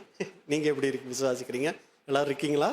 சரி சரிங்களா. ஆனா மனுஷர்கள்கிட்ட எவ்வளவு அன்பு கூறுறோம்னு கேட்டா எவ்வளவு மார்க் வாங்குவோம். எதுக்கு சொல்றேன்னா, தேவன் மேல நம்ம வச்சிருக்கிற அன்பு எதன் அடிப்படையில் மார்க் போடப்படுது தெரியுங்களா. மனுஷங்க மேல நம்ம காமிக்கிற அன்பை வச்சு தான் மார்க்கே போடப்படுது. தேவன் மேல வச்சிருக்கிற அன்புக்கு மார்க்கே இல்லைங்க. அது எதன் அடிப்படையில் மார்க் போடுவார்னா, என்ன நேசிக்கிறேன், என்ன துதிக்கிறேன், மகிமைப்படுத்துறேங்கிறியே, நீ மற்றவங்க கிட்ட அதை எப்படி காமிக்கிற, மற்றவங்க கிட்ட அந்த அன்பை எப்படி வெளிப்படுத்துறங்கிறத வச்சு தான் தேவன் மேல நம்ம வச்சிருக்கிற அன்பையே தேவன் அங்க மதிப்பிடுகிறார். சரிங்களா. நம்ம தேவன் மேல அன்பு இருக்குன்னுக்கிட்டு மற்றவங்க மேல கசப்பையும் வெறுப்பையும் விரோதத்தையும் வச்சுக்கிட்டு இருந்தோம்னா நம்ம தேவன் மேல அன்பு வச்சிருக்கோங்கிறது பொய். தேவன் மேல முழுக்க அன்பு வைக்க ஆரம்பிச்சோம்னா மற்றவங்களை பார்க்கும்போது நமக்கு கரிசனை வரும், நமக்கு இரக்கம் வரும், நமக்கு அவங்க மேல கனிவு வரும், நமக்குள்ள இருக்கிற சுயநலம் கொஞ்சம் கொஞ்சமா குறைய ஆரம்பிக்கும். மற்றவங்க யாரை பார்த்தாலும் நம்மளை பார்க்குற மாதிரி யோசிப்போம். ஒருத்தர் ரொம்ப கஷ்டப்பட்டு வந்தாங்கன்னா ஐயோ நான் அப்படி இருந்தேன்னா அந்த எண்ணம் உருவாகும். இல்லைன்னா மற்றவங்க கஷ்டத்தை நம்ம புரிஞ்சிக்கவே மாட்டோம். இது என்ன அந்த கிளடு எப்போ பார்த்தாலும் இப்படியே சொல்லிக்கிட்டு இருக்கு, இது என்ன இப்படியே நடந்துக்கிட்டு இருக்கு, ஏன் இவங்களாம் இப்படி அந்த எண்ணம் இருந்துக்கிட்டு இருக்கும். ஆனால் தேவன் மேலே அன்பு வந்துச்சுன்னா அந்த ஸ்தானத்தில் யாரை வச்சு பார்ப்போம் தெரியுங்களா, நம்மளை வச்சு பார்க்க ஆரம்பிப்போம். அப்போ அன்பு நம்மளை அறியாமல் நமக்குள்ள என்ன தெரியுங்களாகும், உருவாக ஆரம்பிக்குங்க. அப்போ தேவன் எதை வச்சு அவர் மேலே அன்பு, அதான் நமக்கு வசனம் இருக்கு இல்லைங்களா, தான் காண்கிற சகோதரனிடத்தில் அன்பு கூறாதவன் காணாத தேவனிடத்தில் எப்படி அன்பு கூறுவான். அப்ப காண்கிற சகோதரன் கிட்ட, அப்படின்னா சபையில் இருக்க சகோதர சகோதரிகளை மட்டும் சொல்லலைங்க, பக்கத்து வீட்டுக்காரங்களையும் தான், கூட வேலை செய்கிறவங்களையும் தான், எல்லாருக்கிட்டையும் நம்ம எப்படி நடந்துக்கிறோங்கிறத வச்சு தான் தேவன் அவர் மேலே நம்ம எப்படி அன்பு வச்சுருக்கோங்கிறத தீர்ப்பு செய்கிறார். நம்ம நாள் முழுக்க ஜெபிக்கிறத வச்சோ, வேதம் வாசிக்கிறத வச்சோ, இதெல்லாம் தேவைதான். ஆனால் இதை வச்சோ, ஒரு சமயம் உபவாசம் இருந்தோம்னா உபவாசம் இருக்கிறத வச்சோ, மற்றவங்களுக்கு ஊழியம் செய்கிறத வச்சோ, அதெல்லாம் அவசியம். ஆனால் இதை வச்சு மட்டும் தேவன் அவர் மேலே நம்ம அன்பாக இருக்கோங்கிறத முடிவு பண்ண மாட்டார். மற்றவங்க கிட்ட அதில் விசேஷமாக நம்ம குடும்பத்தில் சத்தியத்துக்குள்ளே வராமல் இருப்பாங்க பாருங்க, அவங்க கிட்ட தான் நம்ம ரொம்ப அன்பாக இருக்கணுங்க. நல்லா கவனிங்க, ரொம்ப நல்லா கவனிங்க. நம்ம குடும்பத்தில் நம்ம சார்ந்த உறவினர்கள் கிட்ட யார் ஒருத்தர் சத்தியத்தில் வராமல் இருக்காங்களோ அவங்க கிட்ட நம்ம ரொம்ப அன்பு காமிக்கணுங்க. அவங்க கிட்ட தேவன் எப்படிப்பட்டவருங்கிறத அன்பு மூலமாக வெளிப்படுத்தணும். இதில் ரொம்ப கவனமாக இருக்கணும். அதுக்காக ஜெபிக்கணும். ஏன்னா அதுவும் ஞானத்தோடு செய்யணும். ரொம்ப ஞானமாக தேவனுக்கிட்ட ஜெபம் பண்ணி நாம் அந்த அன்பை வெளிப்படுத்தக்கூடியவங்களாக இருக்கணும். ஏன்னா இந்த சத்தியத்துக்குள்ளே வந்த அநேகர் பார்த்தீங்கன்னா மாமனார் மாமியாரை மதிக்கிறது கிடையாது, பெற்றவங்களை மதிக்கிறது கிடையாது. அவங்களாம் ஏன்னா ஒரே காரணம் அவங்களாம் சத்தியத்தில் இல்லைங்க, அவங்களாம் தீண்டத்தகாதவர்கள் மாதிரி பார்க்குறாங்க. ரொம்ப ரொம்ப தப்புங்க. அவங்கக்கிட்டெல்லாம் அன்பு காமிக்காமல் தேவனுக்கிட்ட அன்பு காமிக்கிறோன்னா தேவன் அந்த அன்பை விரும்புகிறதே கிடையாது. என்ன நீ ரொம்ப நேசிக்கிறியா அதை அவங்கக்கிட்ட காமிப்பார். அப்போ ரொம்ப ஜாக்கிரதையாக இருக்கணும். இந்த மாதிரி காரியங்களை இன்னும் நிறைய காரியங்கள் மோசக்கிட்ட இருந்து நம்ம கற்றுக்கொள்ளலாம். அதை நீங்கள் தனிப்பட்ட முறையில் உங்களுடைய தியானத்தில் நீங்கள் வைங்க. அப்போ அன்புக்குரிய சகோதரர்கள், இன்றைக்கி நம்ம பார்த்துட்டோம் மோசக்கிட்ட இருந்து 3 காரியங்கள். அவருக்குள் இருந்த விசுவாசம், அவருக்குள் இருந்த அன்பு, அவருக்குள் இருந்த இது மாறி இருக்கா, விசுவாசம், மனத்தாழ்மை, அன்பு அப்படிங்கிறத நம்ம பார்த்தோம். அப்போ பொறுமையோடு கேட்டவங்களை தேவன் ஆசீர்வதிப்பாராக. இப்படிப்பட்டதான வாய்ப்பை கொடுத்த பிதாவாகிய தேவனுக்கும் ஆண்டவராகிய இயேசு கிறிஸ்துக்கும் அன்பு சகோதர சகோதரர்களுக்கும் என்னுடைய நன்றியை தெரிவித்துக் கொள்கிறேன். தேவனுடைய நாமம் மகிமைப்படுவதாக. ஜெபம் செய்வோம். பரலோகத்திலே வீட்டிலிருந்து பூமியின் மனுமக்களை கண்ணோக்கி பார்க்கின்ற எங்கள் ஒன்றான மேய்த்தப்பனே, கடந்த இரவிலே எங்களுக்கு நல்ல நித்திரையை கொடுத்து இந்த நாளை காணும்படி செய்து ஜீவனுள்ள நாட்களில் ஒரு நாளை கூட்டி கொடுத்து இந்த வாரத்தின் முதல் நாள் காலை வேளையிலே உங்களுடைய சன்னிதானத்திலே சகோதரர் ஒன்று கூடி உங்களையும் நேசகுமாரையும் துதிக்கும்படி செய்த மகா கருவிக்காக எங்களுடைய நன்றியுதலான ஸ்துதி ஸ்தோத்திரங்களை ஏறெடுக்கிறோம். கடந்த நாட்கள் முழுவதும் செய்து வந்த எல்லா நன்மைகளுக்காகவும் நாசமோச விக்கிரகங்களை பாதுகாத்து பராமரித்து வழிநடத்தி வந்த தயவுக்காகவும் துதிக்கிறோம், ஸ்தோத்தரிக்கிறோம், மகிமைப்படுத்துகிறோம். தேவரில் உங்களுடைய கிருபையும் உங்களுடைய பாதுகாப்பும் உங்களுடைய வழிநடத்தலும் இருந்து எங்களை சகல சத்தியத்திலும் நீதியிலும் எங்களை அதிகமாக முன்னோக்கி வழிநடத்தவும். முதலாவது உங்களுக்கும் நேசகுமாரனுக்கும் நாங்கள் பயப்படக்கூடிய பயத்திலே எங்களுடைய ஜீவியம் அமைந்திருக்கவும். கர்த்தர் நல்லவர் என்பதை ருசித்து பாருங்கள், அவருடைய கிருபை என்று உள்ளது. வேதத்துள்ள திருவசனங்களை ஆராய்ந்து பார்க்கும்படியாக எங்கள் கண்களை கொடுத்து வெளிச்சத்தின் பிள்ளைகளாய் ஜீவிக்க எங்களுக்கு வேண்டிய நல்ல ஞானம், அறிவு, புத்தி, பரிசுத்தாய் அளவில்லாமல் கொடுத்தள்ள வேண்டும் என்று இந்த வேலையிலே ஜெயிக்கிறோம். உம்முடைய நாமம், உம்முடைய குமாரனுடைய நாமம் மகிமைப்படும்படியாக எங்களுடைய வாழ்க்கை முழுவதும் உம்முடைய நேசகுமாரனுக்கும் கீழ்ப்படிந்து தாழ்மையோடும் பொறுமையோடு நடந்து உமக்கேற்ற கிரியை செய்யக்கூடிய பிள்ளைகளை ஜீவிக்க எங்களுக்கு வேண்டிய உமது ஆவியின் அணுக்கருத்தை தேவரே தயவாக கொடுத்தாலும். இந்த வாரத்தின் முதல் நாள் காலை வேளையிலே உமது தாசன் மூலமாக எங்களுக்கு ஒரு ஆவிக்குரிய எங்களுடைய வாழ்வு ஆத்மத்திற்கு பிரயோஜனமாக நல்ல ஒரு பாடத்தை கொடுத்திருக்கிறீர். அதிலே மோசையை குறித்து விசேஷமாக இன்றைய நாளிலே நாங்கள் பார்த்தோம். இது எங்களுடைய ஆவிக்குரிய வளர்ச்சிக்கு மிகவும் ஒரு பிரயோஜனமாக இருந்தது என்பதை நாங்கள் மெய்யாகவே விசுவாசிக்கிறோம்ப்பா.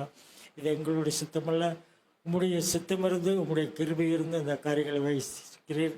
மோசே 40 வருஷம் 3 பாகங்களாக இன்றைய நாளிலே பார்த்தோம். அந்த முதல் 40 வருஷத்திலே விசுவாசமானது நண்பப்படுவீர்கள் உறுதியும் காணப்படாத நிச்சயமாக இருக்கிறது என்பதை நாங்கள் பார்த்தோம். அடுத்த 40 வருஷம் மனத்தாழ்மை, தேவனுக்கேற்ற கிரியை செய்யக்கூடிய ஒரு சகோதரனாக எல்லா காரியங்களையும் தேவனை மகிமைப்படுத்தும்படி அவருடைய சித்தத்திற்கு பலத்தாழ்மையோடு செயல்பட்டார் என்பதை நாங்கள் பார்க்கிறோம். அடுத்து 40வது வருஷத்திலே அன்பு சகலத்தையும் தாங்கும், விசுவாசிக்கும், நம்பிக்கும். அன்பில்லாதவன் தேவனை அறியான், அன்புள்ளவர்கள் மட்டுமே தேவனை அறியக்கூடிய பிள்ளைகளாய் ஜீவிக்க எங்களை நீர் உலக தோற்றத்திற்கு முன்பாகவே முன்குறித்து அழைக்கப்பட்டு தெரிந்து கொள்ளப்பட்டு எங்களுடைய பாவங்களை எல்லாம் மன்னித்து நீதிமானாக்கி மகிமைப்படுத்தி நித்திய ஜீவனுக்கு அழைத்திருக்கிறேன். அந்த அழைப்பையும் தெரிந்து கொள்வதிலும் நாங்கள் விட்டு விடாதபடி நாங்கள் உமக்கெடுத்த காரியத்தில் உண்மையோடு கீழ்ப்படிதலோடு நடந்து கேட்ட கனி கொடுக்கக்கூடிய பிள்ளைகளை ஜெயிக்க எங்களுக்கு வேண்டிய உமது ஆவியின் அணுக்கரத்தை பரலோகமாகிய வாசத்திலிருந்து எங்களுக்கு தயவாக தந்தால் வேண்டும் என்று இந்த வேளையிலே ஜெபிக்கிறோம். குறுகிய காலத்திலே ஜீவிக்கக்கூடிய நாங்கள் விசுவாசத்தை விட்டு வழி போகாதபடி மனத்தாழ்மையோடு அன்போடு நடக்கூடிய பிள்ளைகளாக இருக்கிறோம். நாங்கள் சகோதர அன்பிலே ஐக்கியத்திலே ஒருமனப்பட்டு ஒரே விசுவாச குடும்பமாக இருக்க நீர் கிருபைஸ்தலும். இன்றைய நாளிலே தேவ செய்தியை கொடுத்த அன்பு சகோதரருக்காக விசேஷமாக ஜெபிக்கிறோம். அவர்களுக்கு வேண்டிய பரிசுத்தாவி இன்னும் அளவில்லாமல் கொடுத்து அவர் கொடுத்த தாழ்மைகளை விருத்தியடை செய்து அநேக மக்களுக்கு பிரகாசம் உள்ள பிள்ளையாய் ஜெயிக்க அவர்களுக்கு வேண்டிய ஒரு ஆவியின் அணுக்கருத்தை தேவரை பரலோகமாக வாசித்து அவருக்கு பொருளுந்தர வேண்டும் என்று இந்த வேளையிலே ஜெயிக்கிறோம். எல்லா காரியங்களும் உங்களுடைய சித்தத்தின்படி செய்ய வேண்டும் என்று இந்த வேளையிலே ஜெயிக்கிறோம். சபையிலே வந்திருக்கக்கூடிய இந்த ஆறாயிலே வந்திருக்கக்கூடிய ஒவ்வொரு சகோதரர்களுக்கும் ஒவ்வொரு குடும்பங்களுக்காக ஜெயிக்கிறோம்.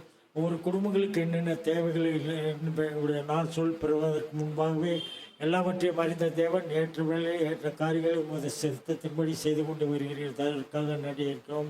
சபையிலே உடனில்லாமல் இருக்கக்கூடிய ஒவ்வொரு சகோதரர்களுக்காகவும் பலவீனத்தில் பலத்தையும் சுகத்தில் சுகத்தையும் கொடுத்து தேவ ஆசீர்வாதத்தோடு வழிநடத்தும்படியாக இந்த வேலையிலே ஜெயிக்கிறோம். தூரத்து தேசத்தில் இருக்கக்கூடிய அன்பு சகோதரர்களுக்காக விசேஷமாக செய்கிறோம். அவர்களோடு இருக்கக்கூடிய காரியங்கள் நிமித்தமாக அநேக பாடுகள் குஷ்டங்கள் இருந்தாலும் நீர் ஆச்சரியமாக அவர்களை வழிநடத்தி வருகிறீர்கள் என்ற நம்பிக்கையோடு உற்சாகத்தோடு ஜெயிக்கிறோம். அவருடைய கிருபை பாதுகாப்பு இருந்து அவர்களை சுகோத்தரமாக பாதுகாத்து வழிநடத்த வேண்டும் என்று இந்த வேலையிலே ஜெயிக்கிறோம். நாங்கள் சபை கூடி வருவதை விட்டு விடாதபடி சபை கூடி வந்து தேவ செய்தியை கேட்கவும் தேவ ஆசீர்வாதத்தை பெறவும் வாஞ்சியோடு வந்திருக்கக்கூடிய ஒருவரும் உங்களுடைய பிரசன்னத்திலே ஆசீர்வாதத்தை வழிநடத்தும்படியாக இந்த வேலையிலே ஜெயிக்கிறோம். சபையிலே ஊழியர்களுக்காக ஜெயிக்கிறோம்.